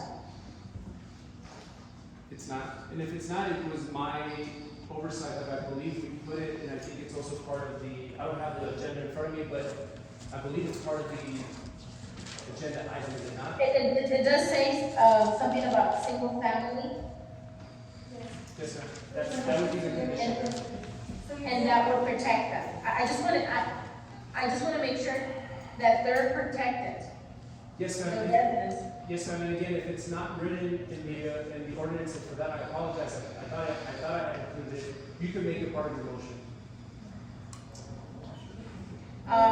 Mayor, it is part of the, it says, and the variance of the rear yard setbacks to allow for a 15-inch setback with conditions to limit the density to single-family homes and provide 20-foot driveways. Yes. Yeah, driveways. Mr. Aguilar, Yes, if ma'am. the residents ask you or tell you that they prefer something else in their neighborhood other than, No, ma'am. They did not, if they did, they did not verbalize it to me, no, ma'am. and I just want the audience to know, I'm in the same boat right now. You know, there's development right next to my house, right next to my house. And unfortunately, it is what it is. It belongs to somebody who purchased it. They have the right, to develop. So that's why I don't understand if are they opposed to the setbacks? Because now I understand because of the odd shape of these lots, and I've been looking at them, there has to be some exception to make this work. I did read the petition. It doesn't really specify why they want it opposed, except are we imposing on them? Are we crossing the street? Like in my case, we didn't want them crossing our streets. So, We do have, speakers for that, We have one speaker, Ms. Cruz. in case you want to hear from. Yes. Ms. Cruz? I don't think discussion was done, and so I don't like going before discussion is done, because then I lose my chance to say something else. I'll say a few things. First, I think it's inappropriate to ask Mr. Gallina what the residents oppose and why they oppose it. Not because, for the simple reason that I believe you should be asking the residents that signed that petition. They know why they oppose it, and I think it's important to hear directly from them. Not just that, but I also believe that it's important to hear from them because the very same conditions that were explained just now, the same conditions that are being proposed as sort of cures, were proposed in the Planning and Zoning Commission meeting too. So they were opposed and obviously are opposed to it, the variance and to the way that it's been proposed now. And so I think it's very important for you all to make a motion to open it up for people to be able to speak if they're still there. The other thing that I wanted to point out is that Mr. Gallina said that a variance is needed to make the plan work. Well, the lot is big enough to make a different plan that doesn't require a variance. There's no requirement that you guys have to approve a variance. There's no requirement of that. It's already zoned as R1. They can build in R1.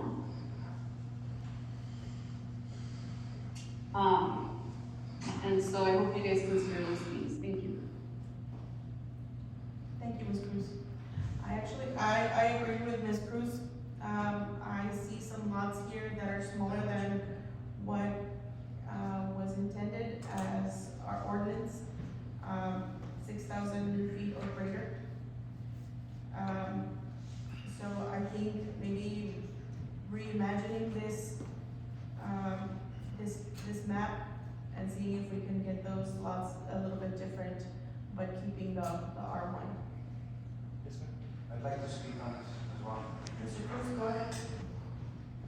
So, developers ask for ordinances because it's obviously in our ordinance structure. If it wasn't there, then they wouldn't ask for variances. It's at the discretion of planning and zoning to either approve or not approve. This one got approved, now it comes to council for final approval. Correct? Correct. Okay, all right, just so we get that out of the way. So, I've been living here for 38 years. Lifelong resident of Socorro. A lot of the names that I see on the petition, those last names are from families who have been here for generation after generation after generation. So that catches my attention as a representative for the area for the development to take place. At the same time, I'd like to bring up a definition for gentrification. If people aren't aware of what that term is, I'm sure you've heard of it. Yes, sir. Okay, so what it does is it creates an economic issue that will affect the current community that's living there. It disrupts or disturbs its history and its culture. I understand the infill development. I don't think we're opposed to infill development. I think we're opposed to the current infill development. I kind of did some numbers by myself, and I understand that the current developer who wants to develop there, if he's not able to build X amount of homes, it does not make business sense for him to even develop there. I understand that, and I get that. And I understand that this developer has also developed in several locations throughout our city, and he's bringing a lot of those homes, which we appreciate as council, because last council meeting, we approved several of those developments to take place.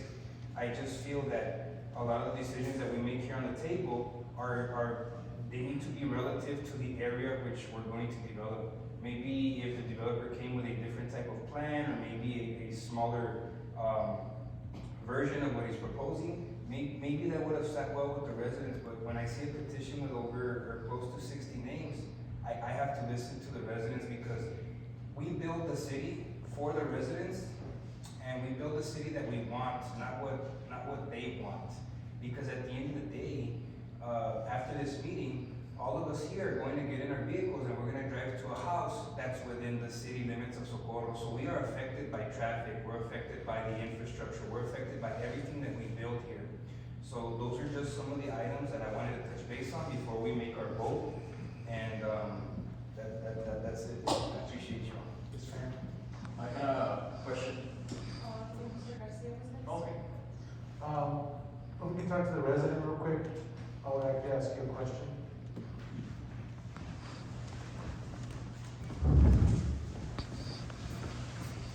Sir, if you don't want this, what would you like?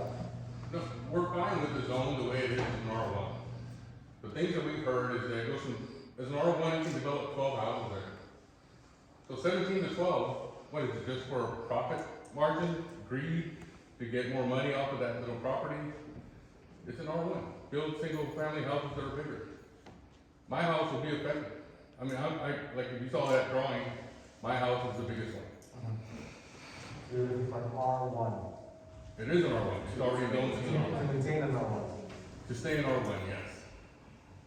Like I said, and the reason is also, and I know people are saying, well, the variances are in there so that if it gets voted like that, it'll always be in R2 with variances, right? It has to be single family. But city council does not stay city council for 20 years. You will not be in that same chair. Somebody else will be, and it's already zoned in R2. Be it 5 years from now, be it 6 years from now. then it's zoned in R2, and then what do we as a community do after that? Because you're not doing more.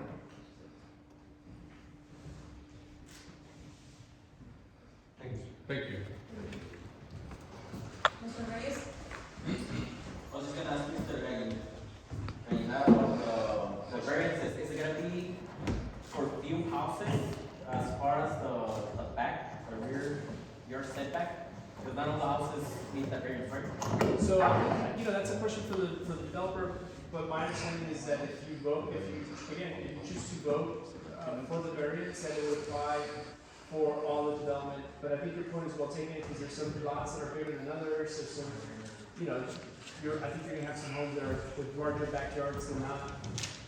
The developer's here if you'd like to ask them, but to answer your question, yes, sir, the variance would be across the board.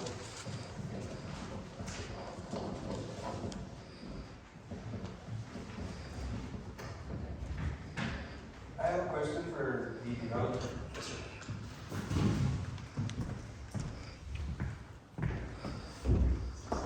Yes, sir. Good afternoon. I think it's only fair to ask you as the developer, because I know that you're going to develop quite a bit here in our area, and I think that we need to continue a good working relationship. And my question to you tonight is, you're going to build, or the plan is to build like 17 homes, right? Yes. Anything less would not be advantageous to your company, correct? Let me clarify some things. Uh-huh. There's not 17 homes in the 4-point-some acres. There is an existing lot that I bought in La Carreta. It's already existing. Okay? So that's one home that's already gonna be built, happen whatever happens. So really, we're talking about 16 homes. If you go with an R1, you could probably get about 3 decent lots per acre. So that's 12 homes. So we're talking about 4 homes. Now, if I grab a petition, and I go to everybody I know, and I say they're gonna do R2, and they're gonna put 89 homes or 110 homes, everybody will sign it, okay? So, right now, as represented again, R2 apartments, there is no apartments, there has never been apartments being requested, it is homes, okay? The reason that I wanted to do the neighborhood in the way it is, number one, of course, economics. I do not work for free. We have to make a profit. Everything right now, streets, sidewalks, curbs, lighting, sewer, water, has gone up. It is an odd-shaped lot. It is infill development, okay? I went yesterday and took pictures that I can show you. Unfortunately, when we live in an area, we get accustomed to living in the area. We don't see the negative things. We don't see what it's costing the city to have an open space full of trash, full of weeds, that nobody takes care of. When this property was offered to me the first time, I said no, because it did not have an exit. It was landlocked. When the lot became available, I bought it immediately in order to be able to design an out for the fire department and comply with the regulations. Mr. Limas, I believe is his name. Yes, sir. And he's correct. If you don't approve it, no beef. I'll build on that one lot and be on that merry way, and you will have 4 acres of landlocked property that I don't know what you're gonna do with, but it's not gonna increase your tax base, it's not gonna bring more people to Socorro, and it's just gonna lay there. We had an idea because it's Socorro and it's kind of ranchy and it's nice, so we said, okay, let's build some nice houses with front porches like they used to be, where people sit around. It's gonna be a private cul-de-sac, 16, 17 homes. Make it all uniform, look nice, not all the same like they do in the other subdivisions, but the same style. So when you can come in and you know your 17 neighbors, and you have one entrance, you have an emergency exit, but unfortunately, this is what works. If you want somebody to develop R1, unfortunately, with a single loaded street, that is just one street coming in with lots on one side, some lots will be weird because it goes in and out. They'll have to come and ask for variances anyway, because some of these houses are not gonna have a front and a backyard, they're gonna have a big side yard. So they're all gonna be different, the same but different. So it's just infill development. We do not want apartments, we want the variance recorded. We ourselves personally are gonna build a home. This is, and it sounds weird, okay? We're used to building bigger developments. This is a fun project. This is 17 nice little houses that we're gonna do custom. It's not gonna be cookie cutter. There are gonna be some 2 bedrooms, there are gonna be some 4 bedrooms, depending on the need of the people. And that's all we wanna do. Socorro, if you drive around, you have a lot of left up property. Because they built around the fringes, and they left properties in the middle. So you're gonna have this coming up several times. So you need to decide if you're gonna do it in a proper way, economic way, that works, that is beautiful for the city, or somebody can come in and maybe do apartments and do something that the people don't wanna do. Okay? So I'm here and I'm reassuring you, it's gonna be 17 homes total. It's gonna have everything that the city requires. Sidewalks, curbs, lighting, water, sewer, gas. And if you wanna see the condition of the property right now, I think I got some slides. And I'm not trying to insult anybody, I'm not trying to, como se dice, menospreciar la casa de nadie, but I want you to see the property, that is the property, okay? How long have you owned it, Mr. Escobar? Excuse me? How long have you owned that? No, I have it under contract. Oh, so you don't own it? I'm not gonna buy it unless it gets approved. I have it in the contract, and I have That's part of the property. that's your property? That's not part of the property. No, what I'm showing is, that is the south corner from Buford looking into the property. So you have a burnt warehouse on the corner. This is looking from the property to a backyard. I mean, I'm sorry, that's where the mobile home was put, the new mobile home. And what they did is they bulldozed all their trash into the property. So those mounds of trash are this high. Nobody's gonna pick them up. The current property owner should be responsible for that. We'll make sure that our code compliance officer gets on it. That's not my job. No, I'm just letting you know. I'm just Thank you talking for about bringing that. this up and, making us aware of it. There's the weeds. There's weeds. I'm sorry. There's weeds, there's cables, there's a few shots. That's somebody's, porch that flew into the property, and those are the weeds, and which one, what the hell? That's the graffiti inside the property, behind the rock walls of the neighbors, and those are the weeds. That's somebody's house, or yard, or taller, or I don't know. And this is looking from the property out. There's the tires. I mean, that's what it is. And that's another shot from the property out. So I know we get used to living comfortable and I think somebody's living in there. I don't know what that is. But it's there. So we get living comfortable and we're happy with our houses. And we all agree that everything is great. But the truth of the matter is you have a piece of property that is abandoned or semi-abandoned that is going to be very difficult for somebody else to come and develop, and I'll tell you why. Because now they won't be able to meet the requirements. If it doesn't happen, I'll build on the lot that I bought on Pelican, and the land will be landlocked. And they'll sit. So, it's up to you. I don't wanna be a bad neighbor. I don't wanna bring in apartments. It's 4 additional houses. That is the truth. There's no 80 apartments, there's no 80 homes. It's 12 or 16. And for me, I cannot do 12. I'm sorry, I can't, because I can't do it for free. It's not greed, it's business. It's all it is. Okay? But on this particular project, we're not only gonna do the development, we're gonna build a home. And that, I cannot afford to come in here and lie. We own too many properties in Socorro. So if I lie to you, the next time I come in, pues, I know what's gonna happen. So that's all we want. We wanna do a little nice pocket neighborhood that works for the city and works for everybody.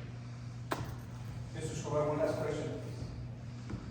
Should you build, depending on the outcome of the vote tonight, if you build and landlock that property there, does it still, for future purposes, allow, if you are still interested in purchasing that property and the residents are okay, because I think that maybe they're better informed tonight, I'm not too sure, but maybe for future purposes, to develop the very same plan, does that allow for you to do that? It will not It happen. will not, okay. Let me tell you why. Because the lot that I bought, I don't hold lots. It's a single family lot. We'll go in, build a small home, sell it to someone, and it'll be theirs. It won't be mine. So. Any other questions? No, thank you. Ms. Mayor, Ms. Villalobos? I'm sorry, Mr. Escobar, can you come back up? I'm sorry, I apologize.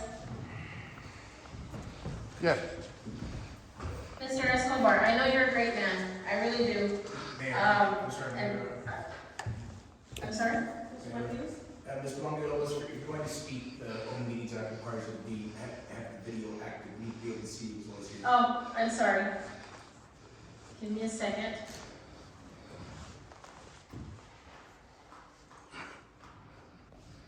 Okay. That's it, Mr. Martinez? Yes, ma'am. Okay, thank you, sir. Mr. Escobar, so I know we went through growing pains ourselves with the development right next to my house. Yeah. And we met several times with you, and we finally came up to an agreement. Has this happened between you and the residents of that area? No, ma'am. So could I suggest that we table this and you guys meet to come up with an agreement? Because regardless what happens here today, the vote, could be very detrimental to our residents, our constituents, and then it will, stop your development for this one place, this one area, what you've already, planned to do, you paid engineers, et cetera, et cetera. If Mr. Limas or whoever wants to take the lead is willing to get a couple of representatives and I can explain exactly or show exactly what's gonna happen. I'm not saying it's gonna change their mind, I'm just saying if they want additional information, I'll be more than happy to accept the table if Mr. Lima so desires. If they're set on what it is, then just vote your conscience and we'll be happy. Council, I know you guys weren't here when it happened in my neighborhood. Yes. We finally all got together, we did a big, Ms. Rodarte was gracious enough to set up the meeting for all of us. We met here at this building, and we discussed what we knew we had to develop it. It was his land, we can't stop him. But there was some stuff on the table that we didn't agree. We finally came to an agreement, and I think everybody's pleased. And I think this is what needs to happen so that our constituents are not are well educated on why it's happening the way it's happening. Again. And so I have a lot of developments in Socorro. If Mr. Lima so wishes, I'm happy to if you want to postpone it for me to meet, I think, okay. Ms. Rodarte? Mayor, just to clarify, I was not the one that coordinated that meeting, it was Mr. Salcedo. I declined to go to that meeting. Oh, okay, I'm sorry. Okay, must have been another meeting. Now, you had a representative from your neighborhood that, I don't know, he's the one who said it.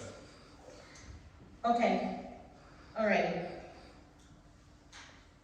I wasn't aware who said it, but I'm sorry, okay. We did meet here at this I building. mean, I'm at the disposal of council, whatever council wants me to do, you tell me. If you wanna vote, or if Mr. Limas wants to meet, I mean, I don't know if he even wants to meet, I don't. Mr. Limas? It's very simple.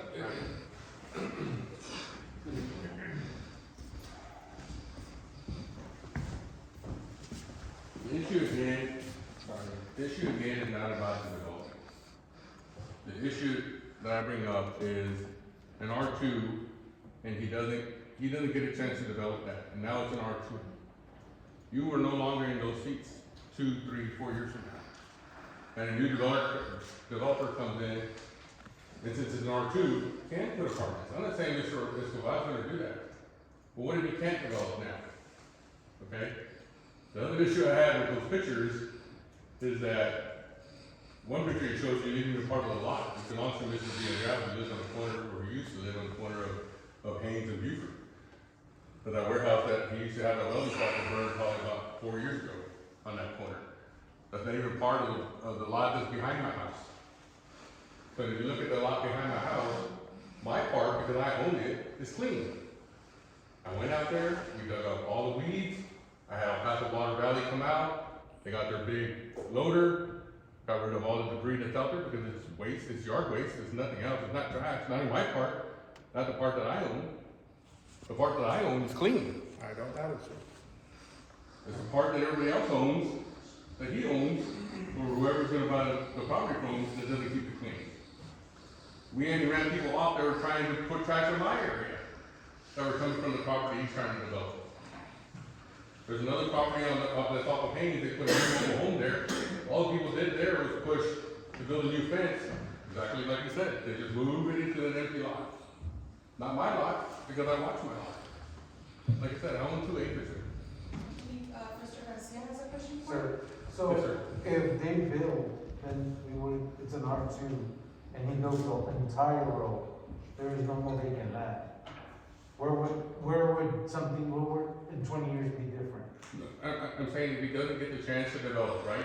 Well, the thing is that the plan is the plan, it would have to come to the council first. If he didn't develop, then somebody would have to come to council and say, we're gonna build apartments now. That's the only change that would happen. Yeah, but you won't be in that chair anymore, sir. Exactly, in my mind, I'm not saying Somebody that. else. Who would? But the thing who would is agree with that it would have to come to council, so we can't tell the future, and I'll be very honest with you. You're right, but But why do I I- have to fight the fight twice? But I can't take the chance of it being that way. I understand, but then I'm fighting the fight twice. But, Because if I fight it now and I win, then I'm good. okay, If I don't, if I'm not fighting, either way, right? I'm trying to fight for my area, my neighborhood. that's the law, and that's Okay. great. That's why we're now walking Haynes, Careta, Buford, Right. Celadon, Uranaga, all those roads right there to talk to my neighbors. So what you're saying is that if it doesn't get developed, then. What happens to that property then since it's already in R2? Right, but if it does get developed, where are we at then? Okay, I mean, that's fine, if it gets developed, like I said, if you guys approve it and it's an R2 and it gets developed, Then you're okay with it? well, I wouldn't be okay, I wouldn't be okay to Mr. R2, but he wants, I mean, he gets what he wants, and that's fine. But I wanna do the fight, you understand? Yes, I sir. wanna keep it as an R1. That's I don't understand the difference between the R1 and R2, he's only gonna build 16 houses compared to 12. I'm just trying to reassure you that if you approve this, he's gonna build his home, and then there's gonna be space for apartments. So like I said, 16, 12, what's the difference? Keep it at 12. But, so that's what I'm trying to tell you. The R1 If is they 12 build houses. 12, you're fine, if they build 16, you're fine, that's what I'm trying to get from you. You want 12, but the thing is that if you I wanted build, to stay in R1, that's what you want. yes. Okay, thank you, sir. Minus the variances, the setbacks, all that stuff, I You want that property to You stay want to stay in in R1. R1 just because you want to stay in R1? Because like I said, I don't want the problem, the issue to happen is if he doesn't develop in a certain amount of time, and you guys get elected out of office, right? Right. And then somebody else, it's already zoned in R2. So if And then Mr. another developer comes in and then the new city council comes in and they approve it. If Like, Mr. it's so easy for him to want to leave. Like I Right, said, right, no, no, and I understand you, but If he tells you, I'm gonna build, when this gets approved, he buys it and it's approved. Right, and then, But every plan comes through us yes, sir. and through the PNC. Yes. That's what I'm trying to assure you. If this gentleman here behind Mr. Escobar comes in and says, I'm gonna build here, and as far as I know, hasn't done anything to tell us different. And like I said about the variances, okay, coming back with the setbacks at 10 feet. Right. I'm a law enforcement, okay, I work for the state of Texas. Yes, sir. When you have times of opportunity like that, with houses that are 10 feet from the roadway, how easy is it for your kid to leave a bike on the road and somebody that comes by picks it up and takes off? Right? You get a package delivered from Amazon, right? Put it on that porch, it's only 10 feet from the sidewalk. Somebody comes up, drives up, takes it, there you go. Make the police department work a lot harder. You know what I mean? I won't respond because that's not my job. I'm dealing with the snow in the mornings, you know, out on the highway. But kind of opportunity, you know, you bring all that stuff up. Highway. If you've ever been down Celadon and you're coming out of Celadon to Buford, there's a house that's right in the corner, right before Nicholas. That road, you can't even see the traffic coming down. And the speed limit is 35 miles an hour on that road. I just getting back and forth traffic come on there. I believe we're getting out of the subject. Are we? Mr. Olarte has a question for you? Yes, ma'am. Or a comment? Correct, so I just wanted to clarify that what's before you today is an ordinance that if it does turn into an R2, he has limited conditions to be able to build to the 17. That ordinance follows it, Okay. follows the property.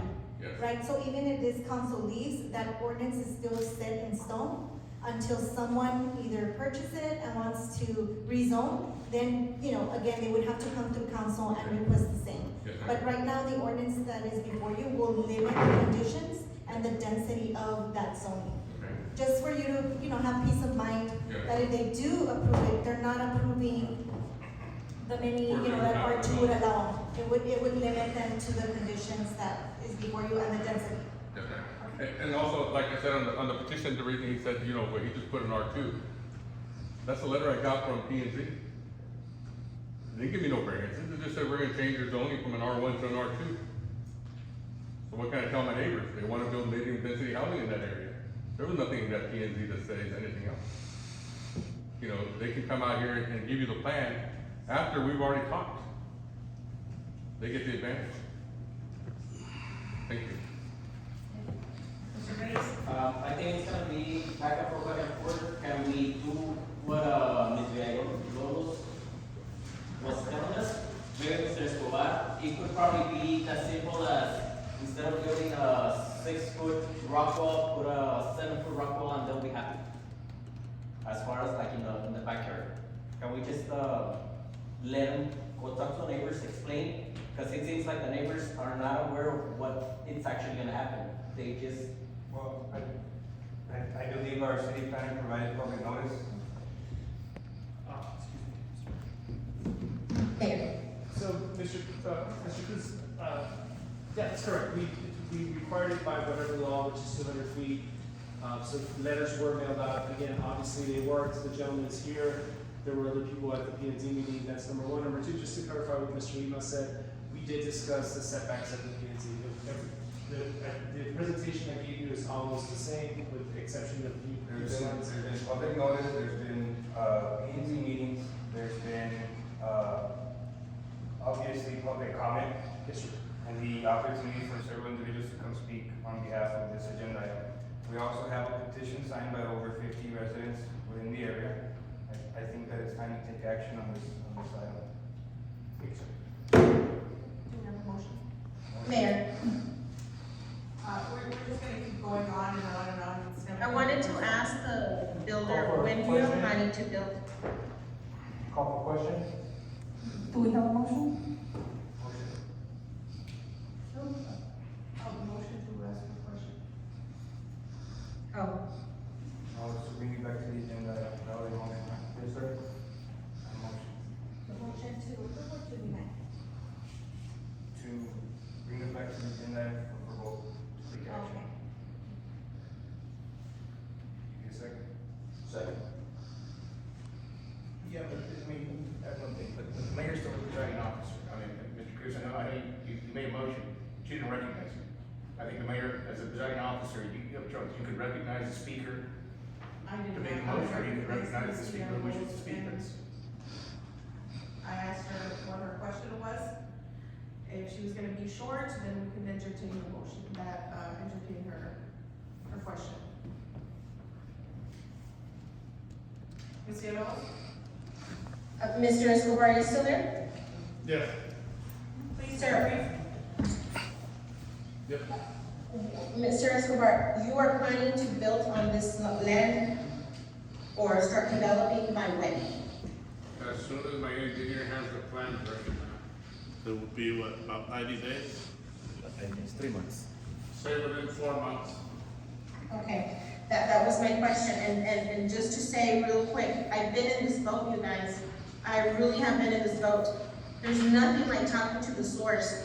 Yes, we have sent letters out, yes, but believe me, it's so much better when they get one and one together. It's gonna be so much better. We as council, to them, are going to look like the bad people. And I don't like that. I really don't like that. I think this is good. He's willing to sit down and talk to them, and they're willing to sit down and listen to him. Let them hash it out and then bring it back. But, 4 months is not too far. Thank you. Thank you. Now, do we have a motion? What was the motion? No, second by Mr. Nevares, to approve. Wait, hold on, approve what? The ordinance. Okay, my motion was to approve the ordinance.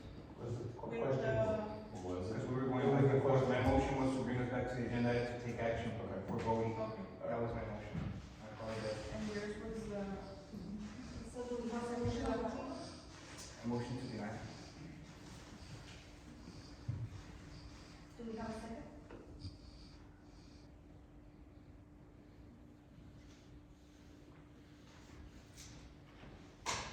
Can it be, what are the repercussions of denying it right now and not, what are the differences between denying it or postponing it? Either the buyer property and stays at R1, until someone else comes in, right? Correct. So the motion is on the table. Do we have a second? Mayor, if you have a second, you wish to seek another motion. Motion dies. Second. oh, she said. I'll second it. But I still need my question answered by the attorney, please. Yes, ma'am, if it's denied, it's denied, I mean, it ends. I guess the only other consequence of that is if it's, no, you can't reapply for another zoning change for 1 year, I believe. Carlos, can I? You have 1 year, and then if it's postponed, obviously, that 1 year isn't triggered, it would simply be, it would come back on the agenda in its current form on the date to which you postpone it. It's actually postponed. But the motion was to deny, you have a second, so we have to take that vote. Rubén Reyes? Cesar Nevares? No. Alejandro Garcia? Nay. Rudy Cruz? Yes. And Iván Colombia López. No. So motion dies, right? So now we need another motion. Motion to table for residents and developer to get together and bring this back on our March 3rd meeting. Second. Rubén Reyes? Yes. Cesar Nevares? Yes. Alejandro Garcia? Aye. Rudy Cruz? Nay. And Iván Colombia López. Yes. Thank you, Mayor Council. Just as a note, I'm happy to facilitate a discussion with the residents and Mr. if they choose to. Thank you.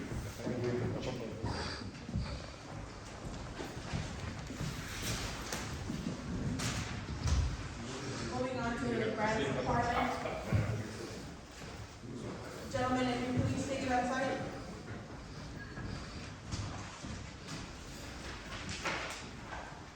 Grants department, item number 19, discussion and action to approve resolution 667, authorizing the submission of a grant application to the Office of the Governor's Criminal Justice Division fiscal year 2020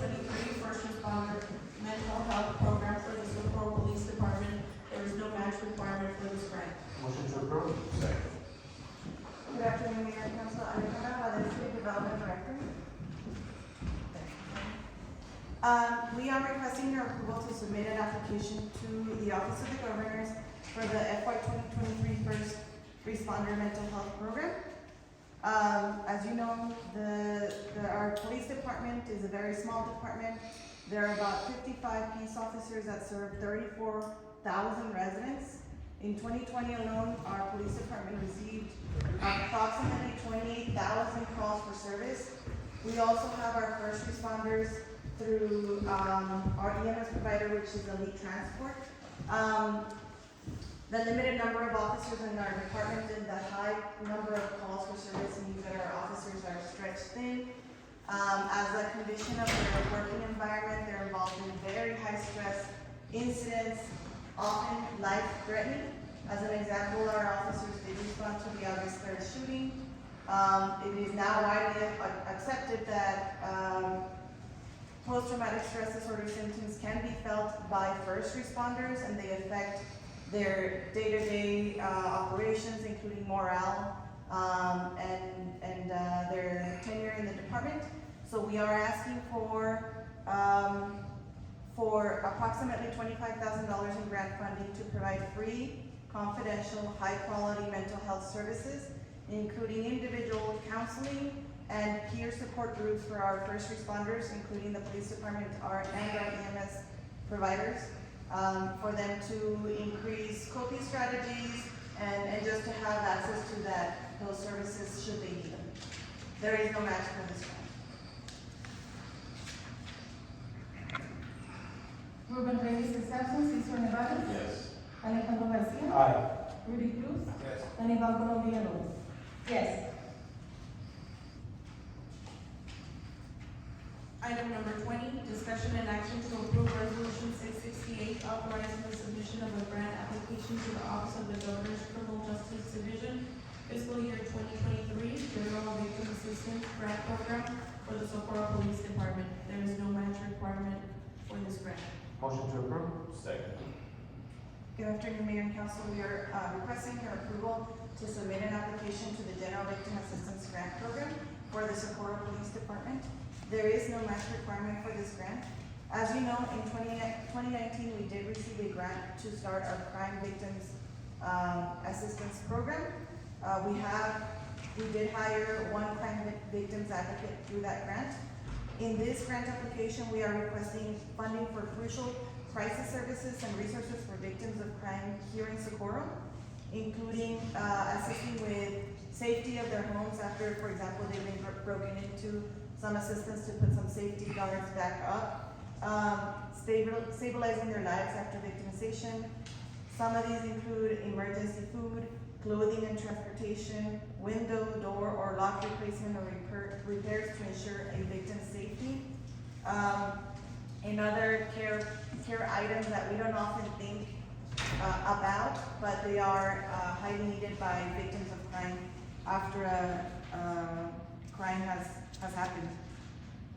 There is no match for this grant. Motion to approve. Ruben Reyes. Yes. Cesar Nevares. Yes. Alejandro Garcia. Aye. Rudy Cruz. Yes. And Iván Colom Villalobos. Yes.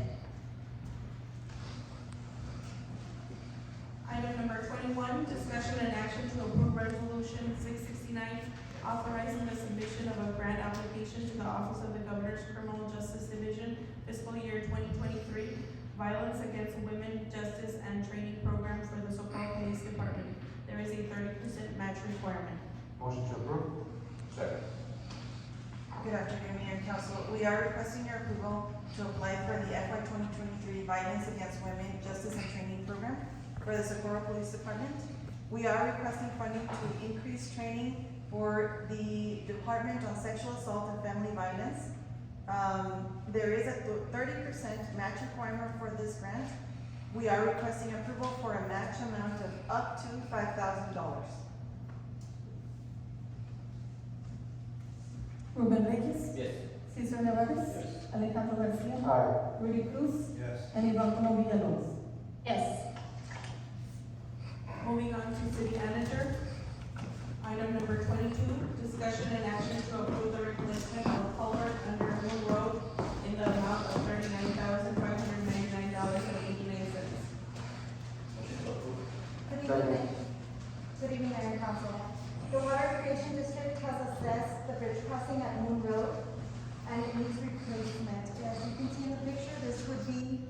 North Moon, right across from, passing Old Hueco School. The Water Irrigation District is providing the labor, equipment, pipe, vans, and freight. The city is wanting to collaborate to fix the bridge crossing through our license agreement. And the cost for that would be $39,599. It is in really bad conditions, if you can see in the pictures.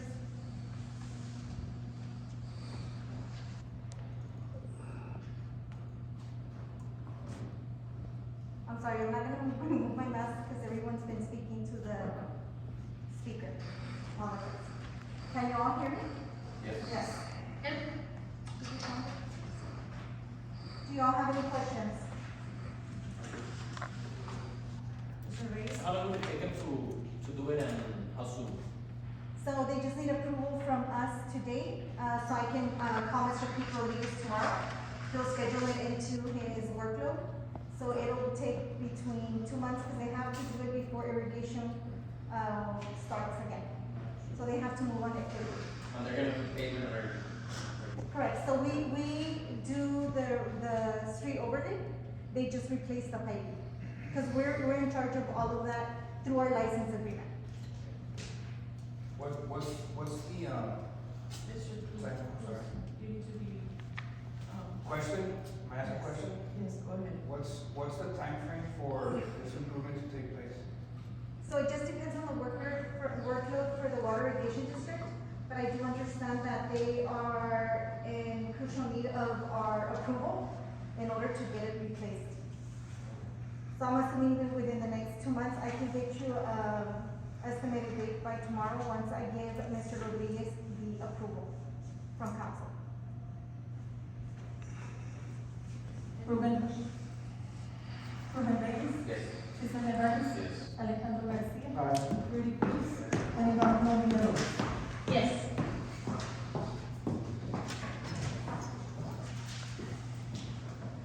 Moving on to mayor and council. Item number 30, discussion and action to approve participation in the Binational Tourism Conference, September 2022. We did a Binational Tourism Conference this past year, and it went fantastic. We had many people from different states in Mexico and from here in the US, and we'd like to do it again. Mr. Alvarego is here if you have any questions. I have a question. Mr. Alvarego, would you please?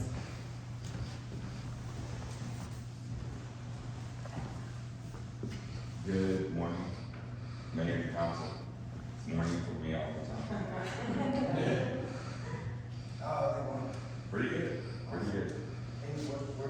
What's the location for this year's financial? The Binational Tourism Conference is in Torreon, Mexico, in Coahuila this year. That's what it's gonna be. It is scheduled for September as well, the end of September. We're doing our Binational History Conference here in El Paso that we do every year, our annual one, in the beginning of September. So is there a difference between that Oh, yeah. and the tourism convention? Two different things, yeah. The agenda items, the tourist convention, Right. is gonna take place in Torreon. Torreon, Mexico. Yeah, like Mayor said, it went really well. This year, it was here in El Paso. The Binational Tourism Connection is something that, started in 2020 in Chihuahua. And we were there for that one as well. And, it was right before COVID hit. So, it was kind of good. It came in, but then it kind of died, the whole thing died, because we weren't able to make anything happen. This year we've done a lot here out of the Cultural Heritage Society. Right after the one here, we made our standard connections, and we've already sister city 8 new municipalities on the Camino Real, which that's what we did. And it's gonna pay back in September because they're all coming back here. But it's a really good event. I think even that it's in Coahuila, I think it'd be good for Socorro to I mean, you had a great stand. I was really proud of Socorro. I'm nobody, but The stand was excellent. I was really happy to see that Socorro is doing what you did there and promoting the city. It was just great. I mean, I haven't seen that from Socorro ever. I was born here practically. But it's really good to see that the city's moving in that direction to promote the city, and now you have a lot of, there's so much history here, it's unbelievable.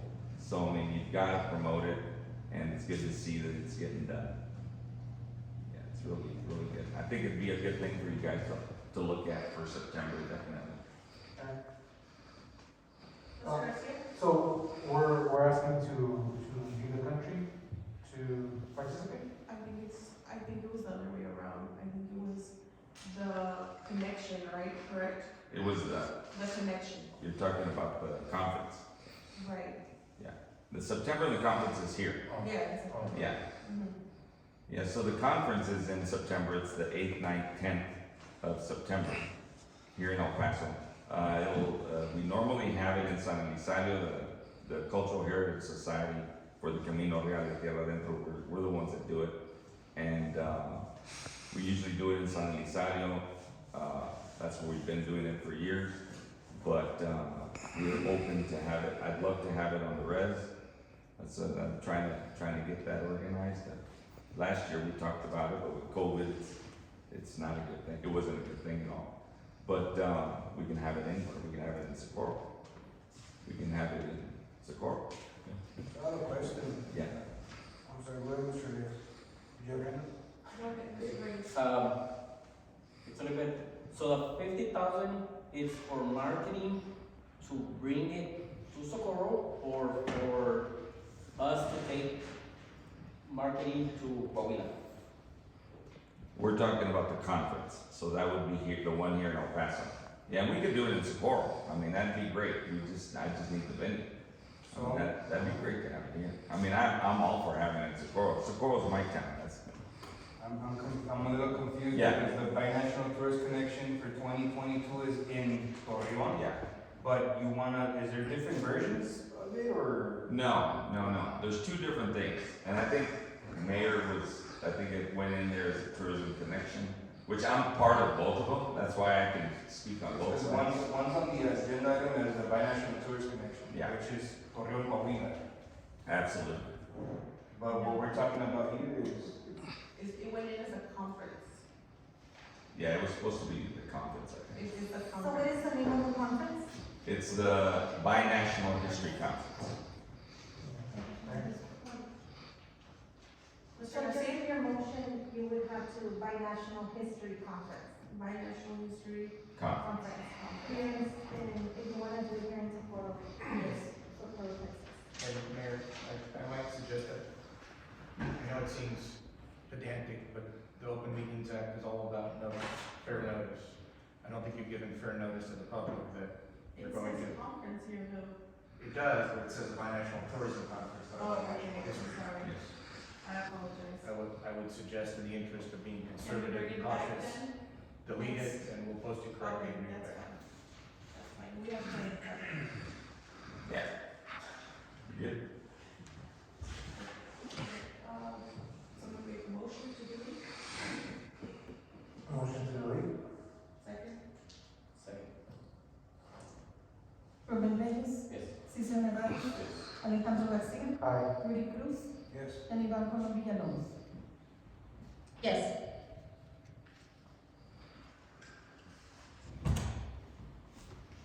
Thank you. Item number 31, discussion and action to remove Hugo Gomez from the Building and Standards Commission, place 6. Motion to approve. Second. Cesar Nevares, Sorry, Mayor, if I may, for both number 31 and number 32, for the Building and Standards Commission, our ordinance rather actually requires the preparation of a charge. So, I think it's Building and Standards as well, because we created, we packaged that for the Board of Adjustment. No, we dissolved it from the planning and zoning department, so it doesn't have any buttons. At this time.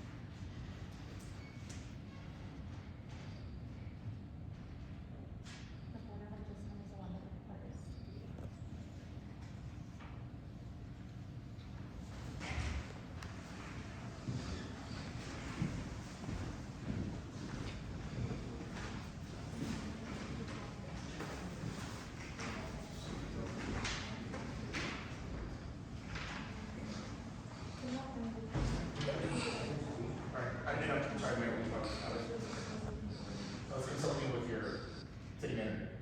not. The ordinance as it's written now requires the preparation of the charge. So we So, well, you can, but my suggestion would be is, you give a notice that you want to remove him, but I would propose that the motion be a motion to instruct your attorneys to prepare a written charge and bring it back to council. But it's not posted that way. It's not, but the removal is posted. And I think that's a fair change. You give a notice that you want to remove him, but the correct procedural vehicle is not simply to announce the removal, it's to instruct your attorney to prepare the charge. Okay, would someone like to make the motion? Motion to instruct staff for the attorney to provide, a written charge for removal of Mr. Hugo, Gomez, and the other person? Gerardo Gordon. Second.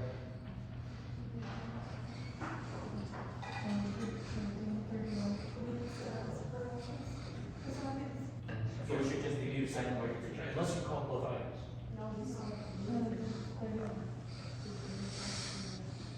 So can we just do number 31 first and then we'll go to number 32? Okay, that's fine. So, Motion to direct the attorney to provide written charge to remove Hugo Gomez from the Building and Standards Commission, place 7.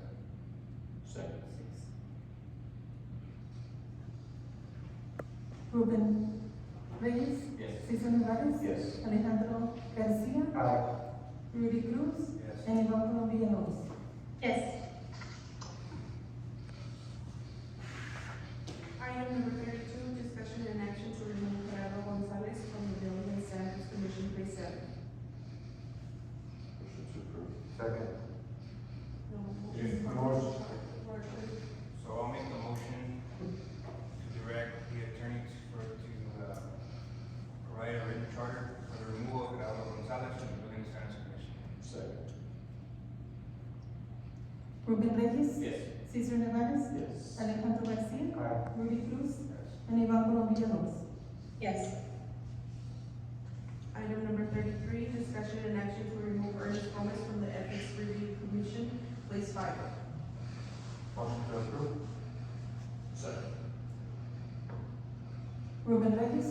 Yes. Cesar Nevares? Yes. Alejandro Garcia? Aye. Rudy Cruz? Yes. And Iván Colombia López. Yes.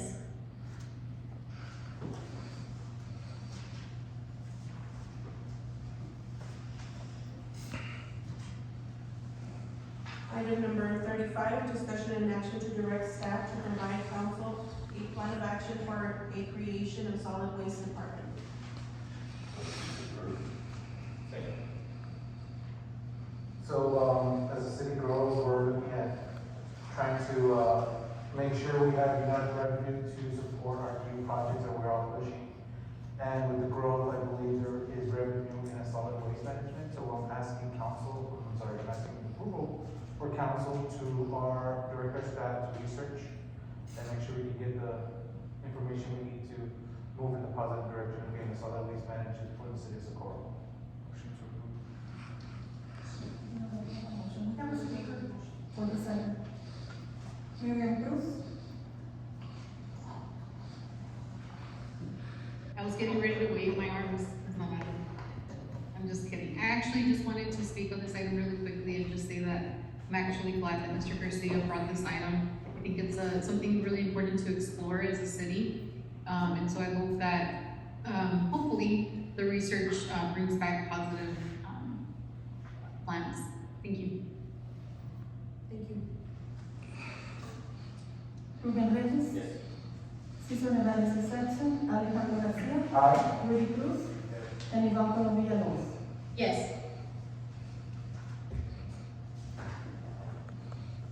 Item number 36, discussion and action to direct staff to conduct a needs assessment and analyzation for the city administration office buildings and local business necessities to prepare for city growth in preparation for capital improvement plan and our upcoming budget workshops.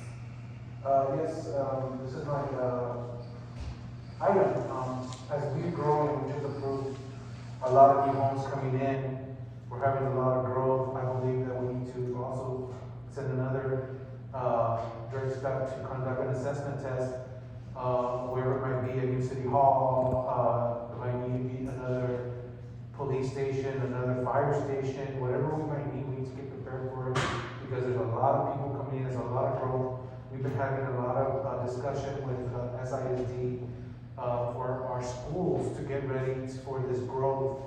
And we're getting ready, and there's a lot of moving parts, and I just want to make sure that we have everything we need and not be proactive and not reactive to our growth here in the city. Motion to approve. Second. Ruben Reyes. Yes. Cesar Nevares. Yes. Alejandro Garcia. Yes. Rudy Cruz. And Iván Colombia López. Yes. Item number 37, discussion and action to remove Pablo Barrera from the Ethics Review Commission, Phase 2. Second. Ruben Reyes. Yes. Cesar Nevares. Alejandro Garcia. Aye. Rudy Cruz. And Iván Colombia López. Yes. Take a 5-minute recess. Second.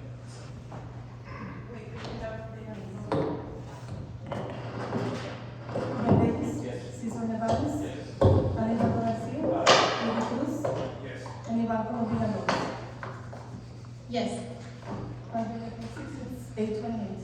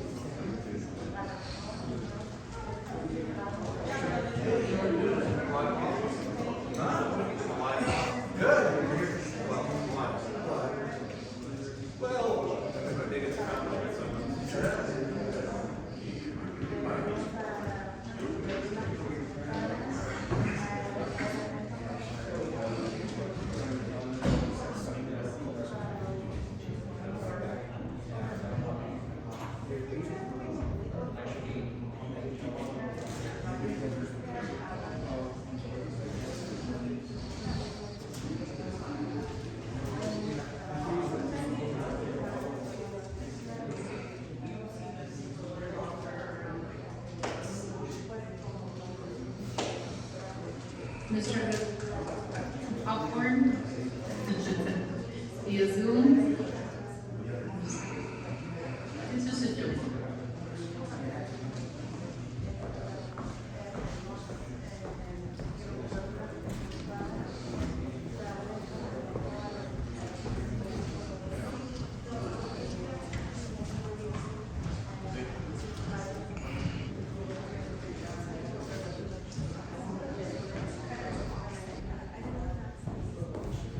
We haven't met Jim Martinez.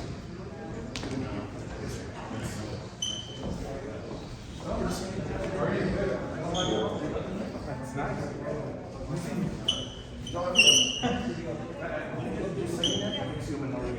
Oh, really?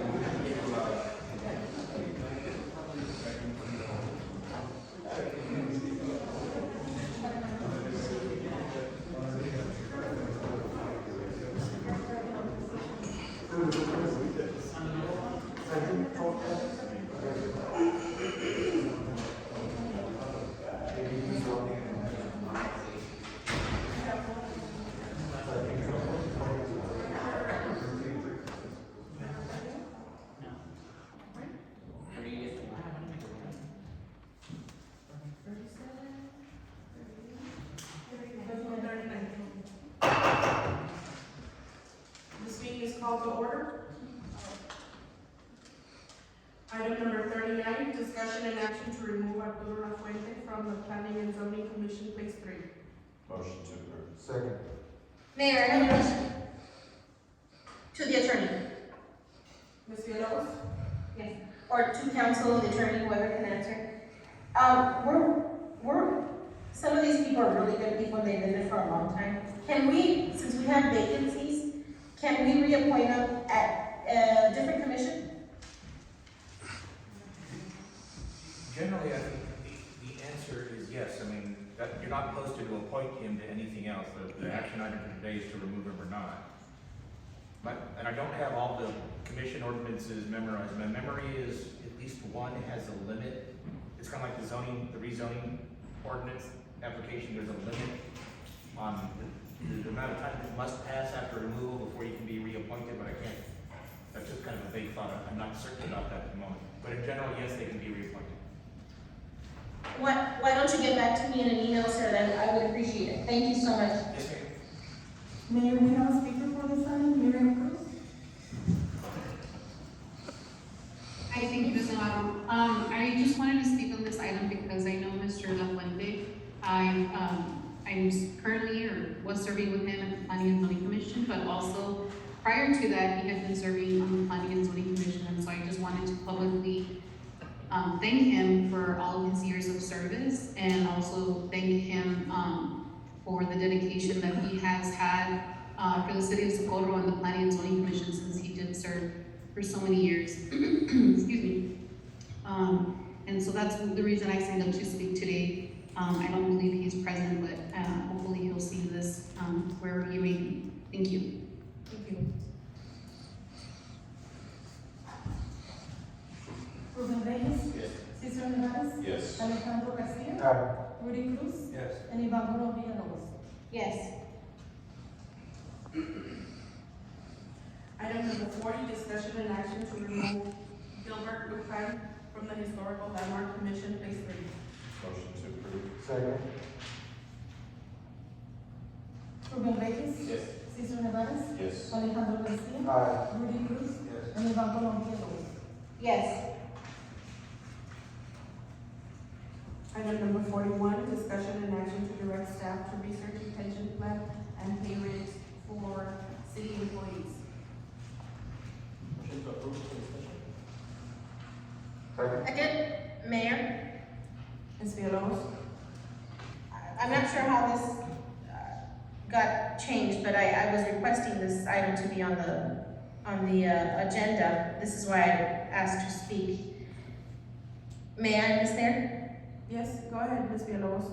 Alrighty then. So, we, last meeting, I believe last meeting or the meeting after that, I'm not too sure right now, but we heard from our police officers, and I did have a chance to speak to Chief Burton about what we do have in place, which was not mentioned at our council meeting last time. And in speaking with Mrs. Rodarte, she explained to me the differences between what they were requesting that we look into for them, which was a retirement plan versus the pension plan.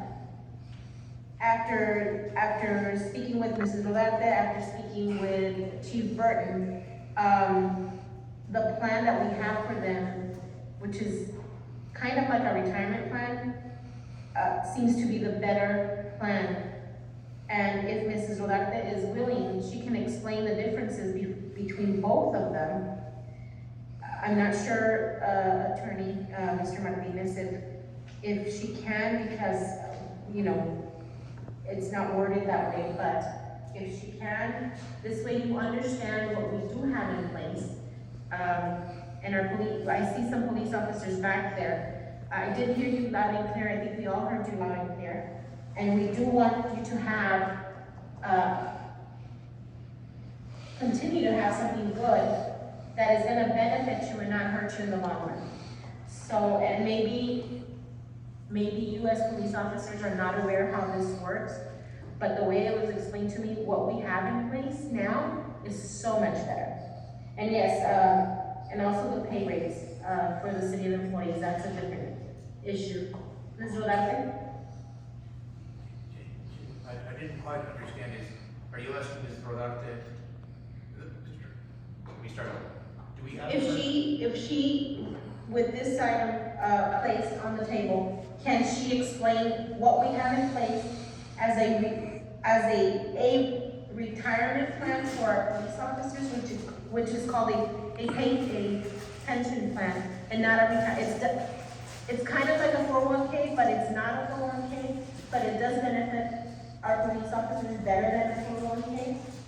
And she explained to me what the differences were. And I wanted council to understand, because that wasn't discussed when the police officers came up to public forum to ask that we look into it, which we did.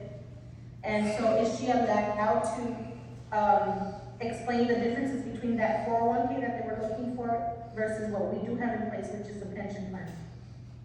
If what we have in place is a pension plan or the alternative to it, then I think yes, you can. Yeah, I think you can. If you need to consider what you have in order to determine whether or not you want to adopt a pension. Correct. So, Ms. Colombianos, I do think Mr. Cassiano would be better on explaining the difference between the deferred compensation to the pension fund. Okay? Well, can I ask one question on the agenda item? Go ahead, Mr. Cruz. Is the request for staff to research a pension plan only for the division of law enforcement or the entire workforce? The entire workforce. Because I'm under the impression, well, from my understanding, if a municipality enters into a pension plan, it has to be 100% participation from the entire workforce and not just the division. Is that correct? That's correct, and generally a pension plan would be that way, yes. What we have now is a 457B plan, which is basically the equivalent of a governmental entity's 401k plan, where the individuals make their own decisions about the investments and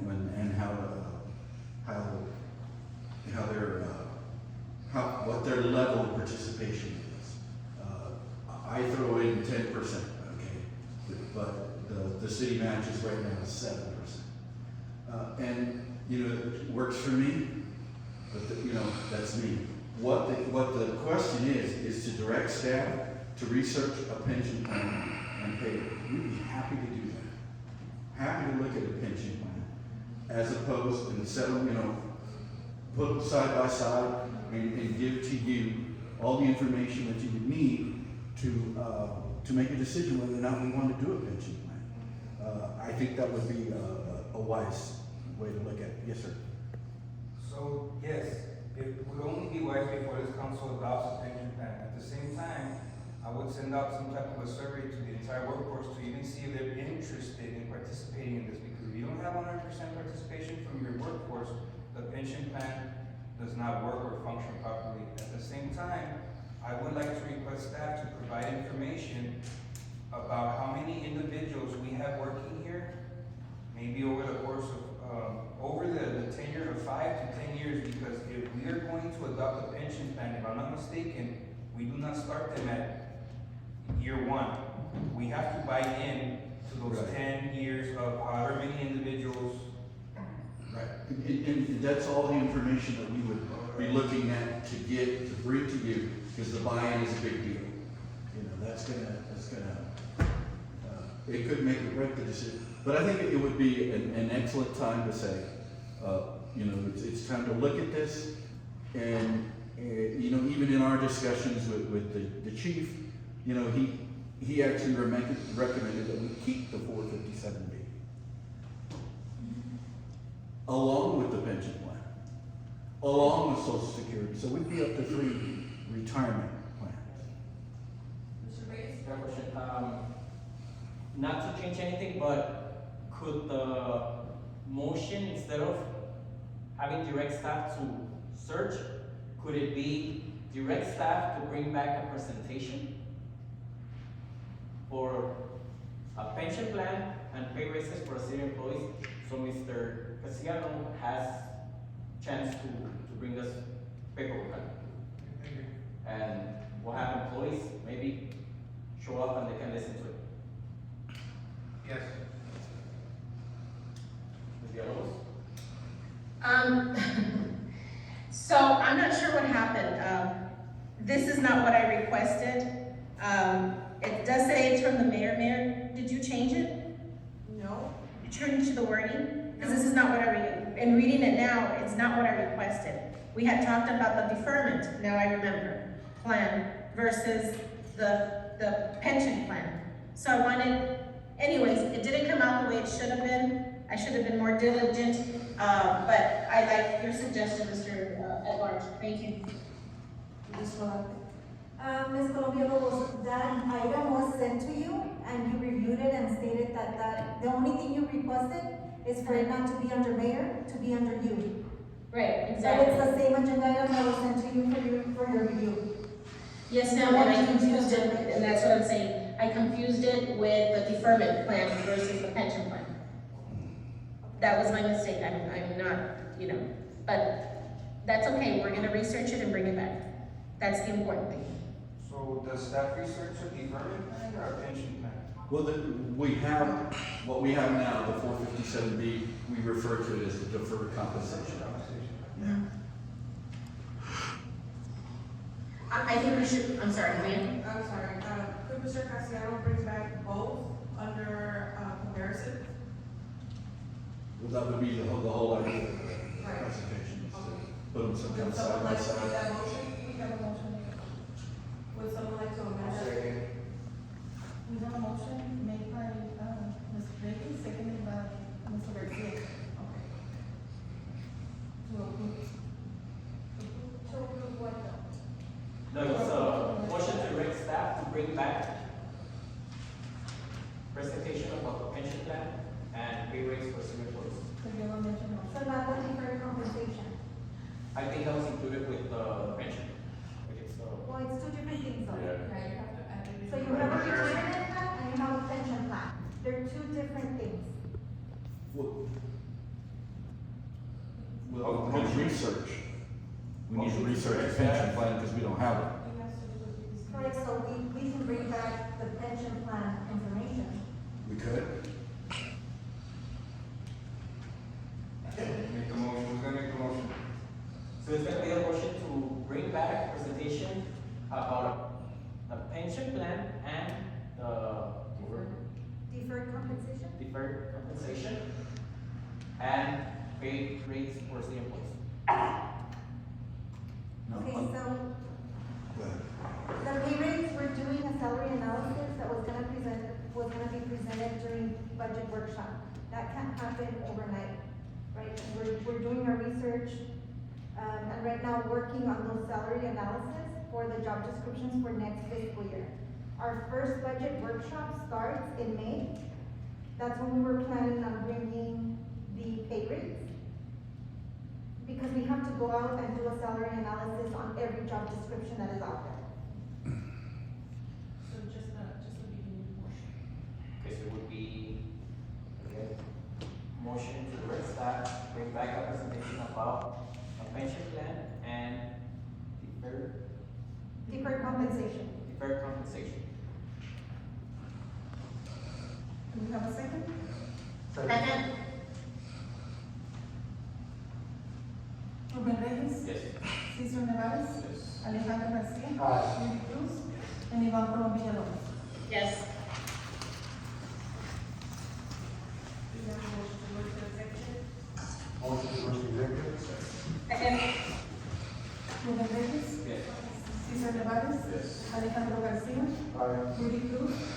And Iván Colombia López. Muted.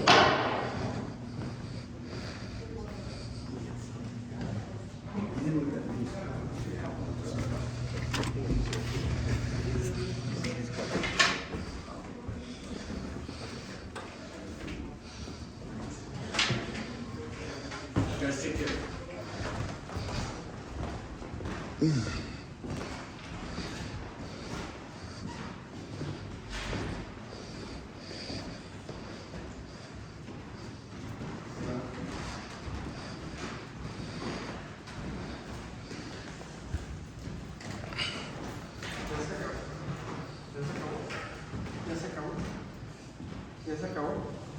No entiendo. Is finished? I don't know, no sé.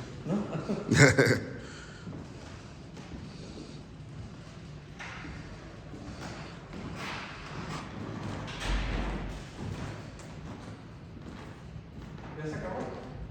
Van a esperar más amigos, van a hablar algo. Esta es la junta ejecutiva. Privado.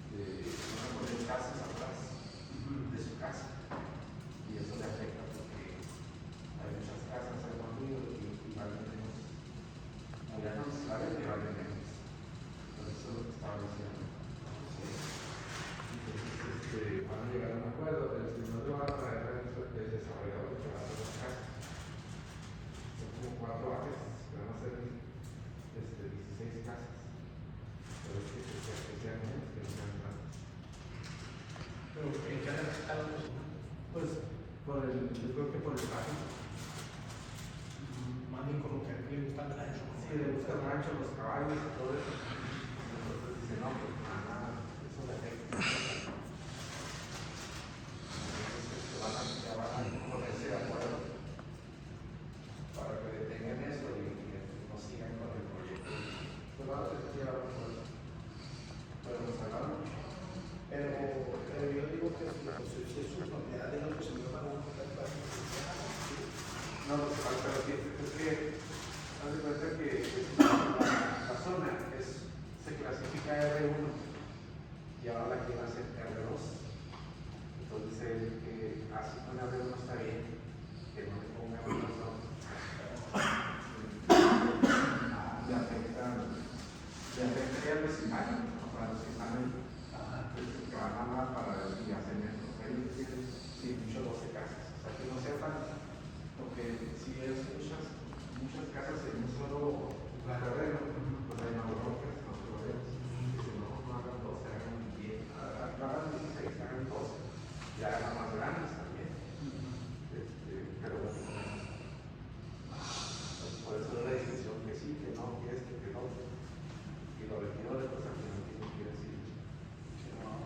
Respetamos. Respetamos, que se respeten las decisiones. ¿Estás encargado del audio?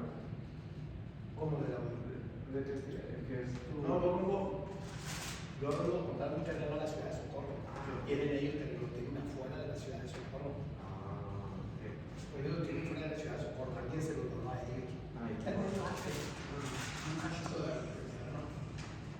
¿Y tú lo quieres comprar? Yo lo quiero comprar porque está bien de mi casa. ¿Tú ya tienes tu casa? Quiero, no es para mí, es para mi hija. Porque en realidad los terrenos que ese terreno que yo vivo, mi hija tiene una atrás, pero esa área está peligrosa que coge mucha agua por ahí. Es increíble. Entonces, yo quiero mover esa tela de allí para que no de ella. O sea, bueno, y voy a ver si me mueve. Pero para ya dijeron que sí están muy interesados en venderme. Nada más que a ver cuánto. Yo creo que vayan de $1,000, pero con la idea de que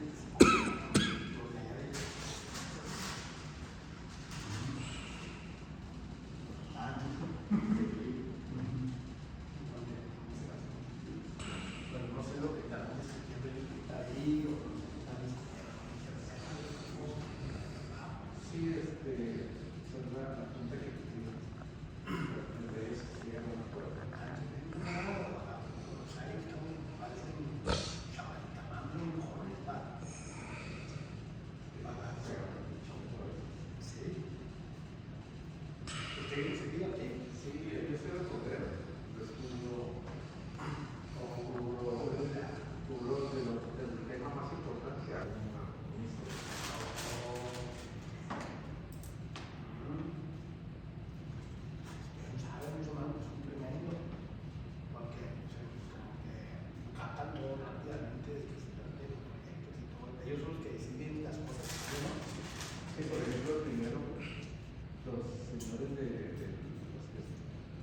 sexto.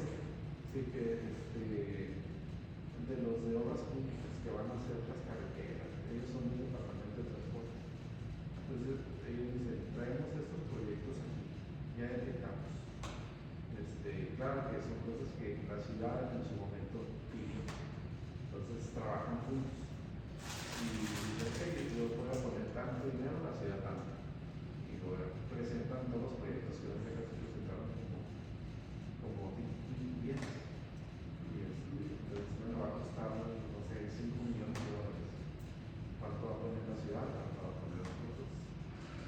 A conseguir dinero de legales. Y ya se hacen las obras. Sí, pues se las hagan de todo. Pues hablan de como 15 solo gobernadores. Sí, pues ellos son los regidores. Son los que autorizan todo el movimiento de la ciudad. Si te van a pagar a la policía, por ejemplo, sí, ahorita la noticia que pasó, ella dijo que yo voy a conseguir 2 millones de dólares en todo el año. Por lo pronto, quiero que me autoricen, que me permitan buscar ese fondo. Entonces, yo creo como 50,000 dólares. Entonces, por ejemplo, a las víctimas del crimen, a los policías que terapias, dinero para que vengan y den atención médica y así. Entonces, ella es la que anda buscando los fondos del Estado y de la Federación. Y pues viene aquí al cambio y le dice, ok, está bien, te apruebo, sígueme.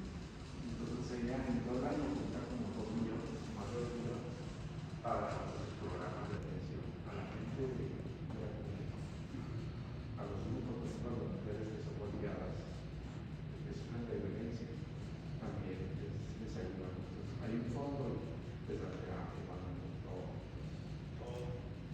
Pues ellos son los encargados de agendar todo lo que pasa en la ciudad.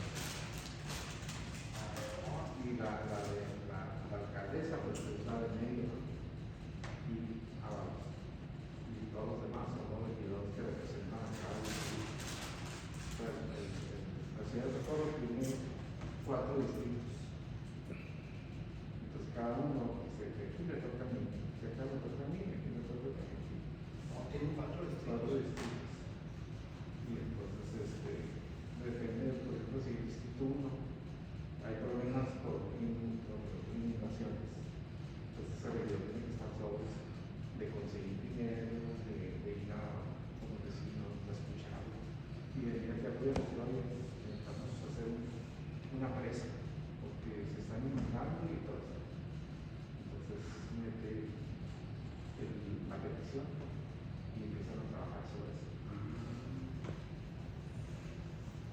Lo que hace el gobierno.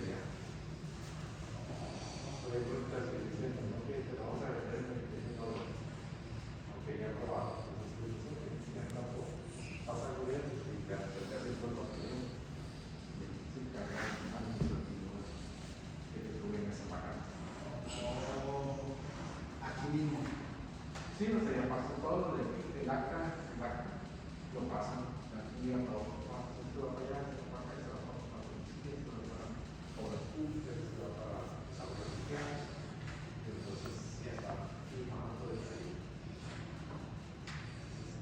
Mandan todos los acuerdos, los mandan a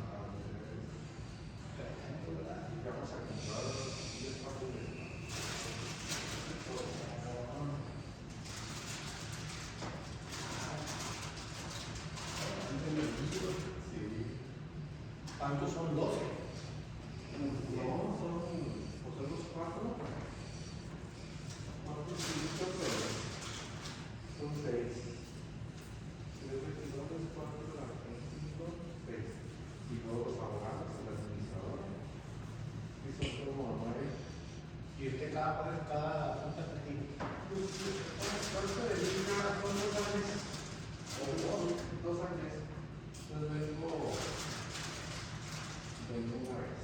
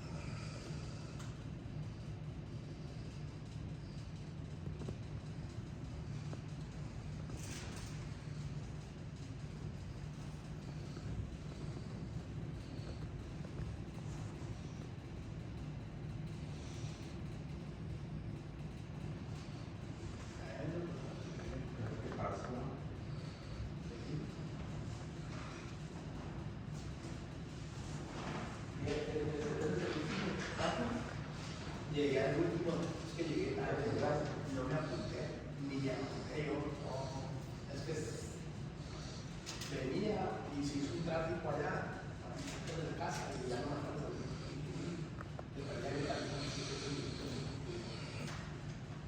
Ya llega apenas,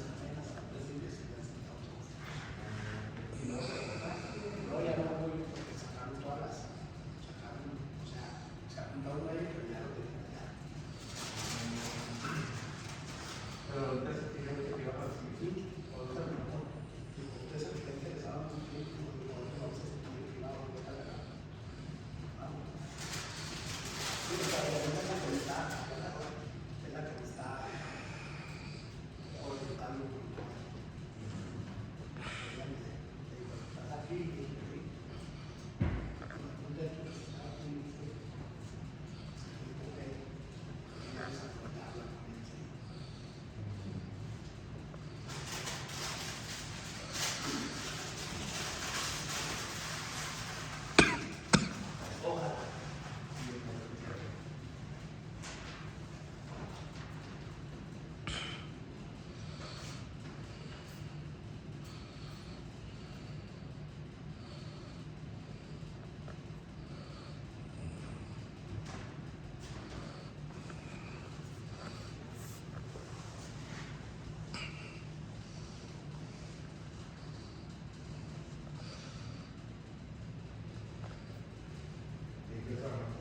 yo soy ministro del Evangelio, soy pastor de la iglesia, sí.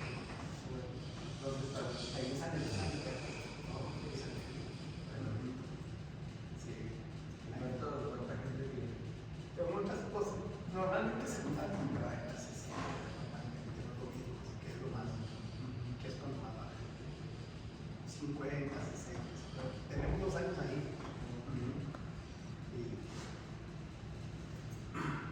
Sí, años. Es una iglesia, es evangélica, evangélica. Es evangélica, sí. Ya tenemos 2 años. Ya se cierran pues recesión. O sea, ya empezamos. Sí, sí, ya. Muy bien. Ahí está.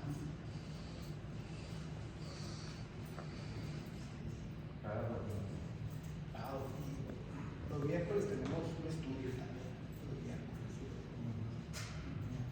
Pero ya ve que la gente, pues más bien varios, los miércoles vamos un poco. ¿Cómo no tienen problemas con el juego? Pues de aquí de la iglesia es raro, pero no, nadie. Y los que han tenido problemas, pues nomás se hablan, ¿cómo se llama? Cuando quieran, hoy que estamos en las pruebas, no sé si me interesa. Tengo un amigo que hace unos laboratorios y van a hacer pruebas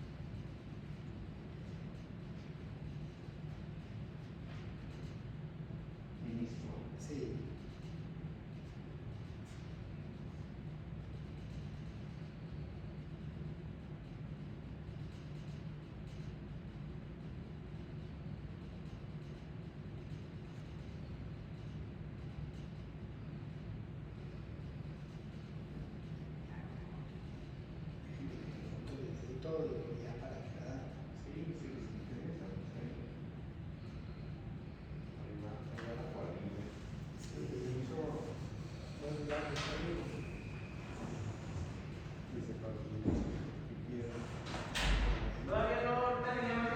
Sí, gracias.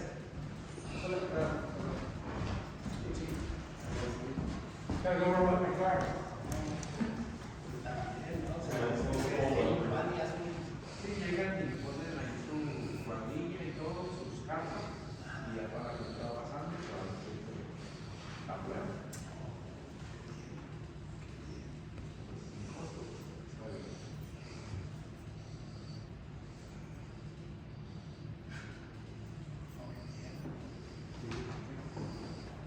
Es que mucha gente tiene miedo hasta hacerse la mayoría.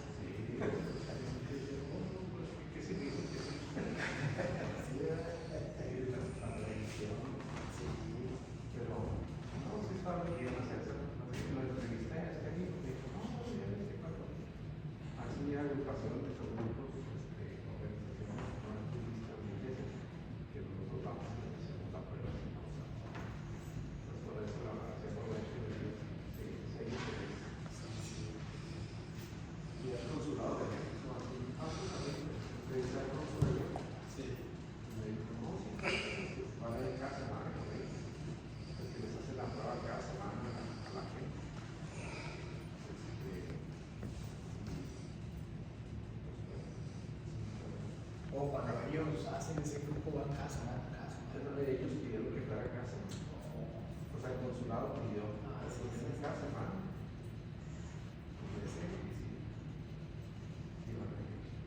Sí, estando en la calle, no, que de repente me encuentro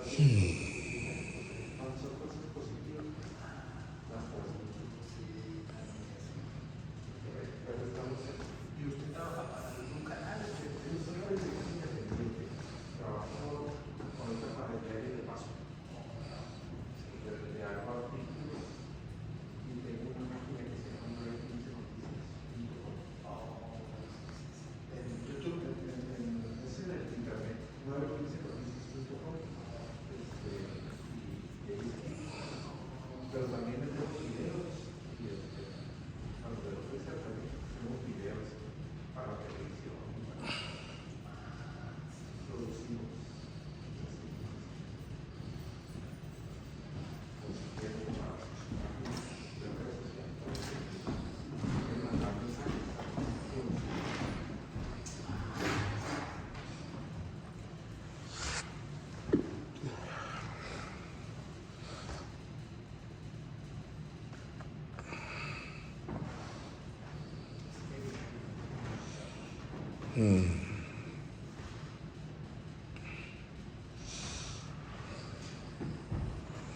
Podría ser buena bien.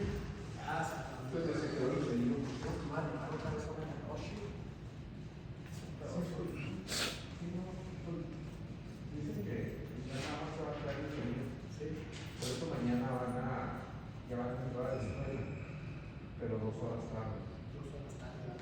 Sí, porque como va a estar congelado, ahorita se congela y es peligroso.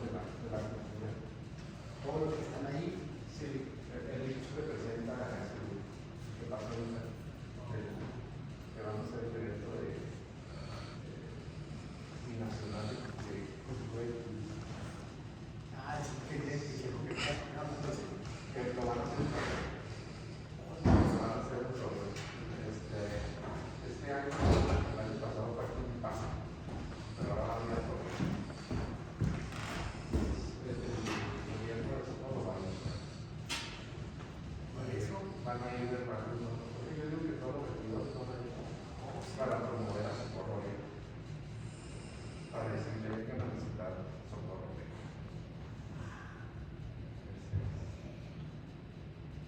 Y voy seguido en la entrevista, y no está una señora que se llama María Cobernal. Gobernal, me suena el nombre Gobernal. Cobernal, ella es una activista y está ahí en la calle Mainland y Socorro. Es una biblioteca que está ahí en el piso blanco. Ahí está la manera de confiar.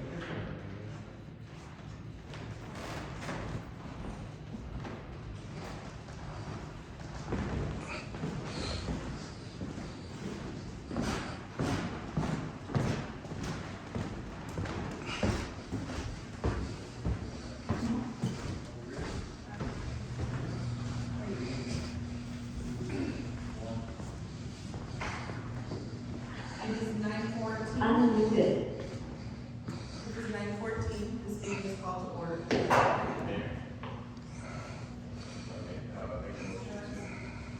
make a motion to approve items 42, 44. Thank you. Second. Rubén Reyes. Yes. Cesar Nevares. Yes. Alejandro Garcia. Aye. Rudy Cruz. Yes. And Iván Villalobos. Yes. Item number 45, discussion and action on the sale of the property located at 14248 Sophomore. Motion to approve. Second. Cesar, for the press file, Mr. Nevares. Yes, ma'am. And Bill we have- second. We have a speaker for this item. Javier Dominguez. Sí. Bueno, una vez más, buenas noches. Me encuentro aquí una vez más para hablar, o sea, si decidieron venderme la propiedad que está ahí en el 14248 Fortuna. Explíquenles la razón que la quiere comprar. Oh, yo como les dije la vez pasada, la verdad es que mi hija vive atrás en la propiedad donde yo vivo, pero esa propiedad es peligrosa porque por ahí pasa un río. Entonces ya todos los vecinos, muchos dejaron sus terrenos ya porque algunos les llevaron la corriente, les llevaron las trailas que tenían ahí. Entonces algunos le metieron algunas demandas a esas compañías porque no les avisaron que estaban en mucho peligro. Entonces esa es la razón por la que yo quiero que me vendan esa propiedad, porque mi hija tiene dos niños, una niña y un niño, entonces quiero sacarla de allí porque es peligroso para ella. Y esa es la razón. Rubén Reyes. Yes. Cesar Nevares. Yes. Alejandro Garcia. Aye. Rudy Cruz. And Iván Villalobos. Yes. ¿Se aprobaron vender la propiedad? Yo mañana me comunico con usted. Sí, para Ok, dar muchas gracias. Gracias. Gracias. Item number 46, discussion and action regarding Lorenzo Lara et al., the city of Socorro, Texas, cause number 2021 DCB 0352 in the 120th District Court. Motion to approve. Second. Approve the settlement. Approve the settlement. Rubén Reyes. Yes. Cesar Nevares. Yes. Alejandro Garcia. Aye. Rudy Cruz. And Iván Villalobos. Yes. Item number 47, discussion and action and consultation with legal counsel concerning legal issues relating to the damage to vehicle owned by Beverly Rivera. Motion to approve the settlement. Second. Rubén Reyes. Yes. Cesar Nevares. Yes. Alejandro Garcia. Aye. Rudy Cruz. Yes. And Iván Villalobos. Yes. Motion to adjourn. Second. And Rubén Reyes. Cesar Nevares. Yes. Alejandro Garcia. Aye. Rudy Cruz. And Iván Villalobos. yes. Meeting adjourned at 9:17 p.m. Have a good night. Stay warm. Night, safe.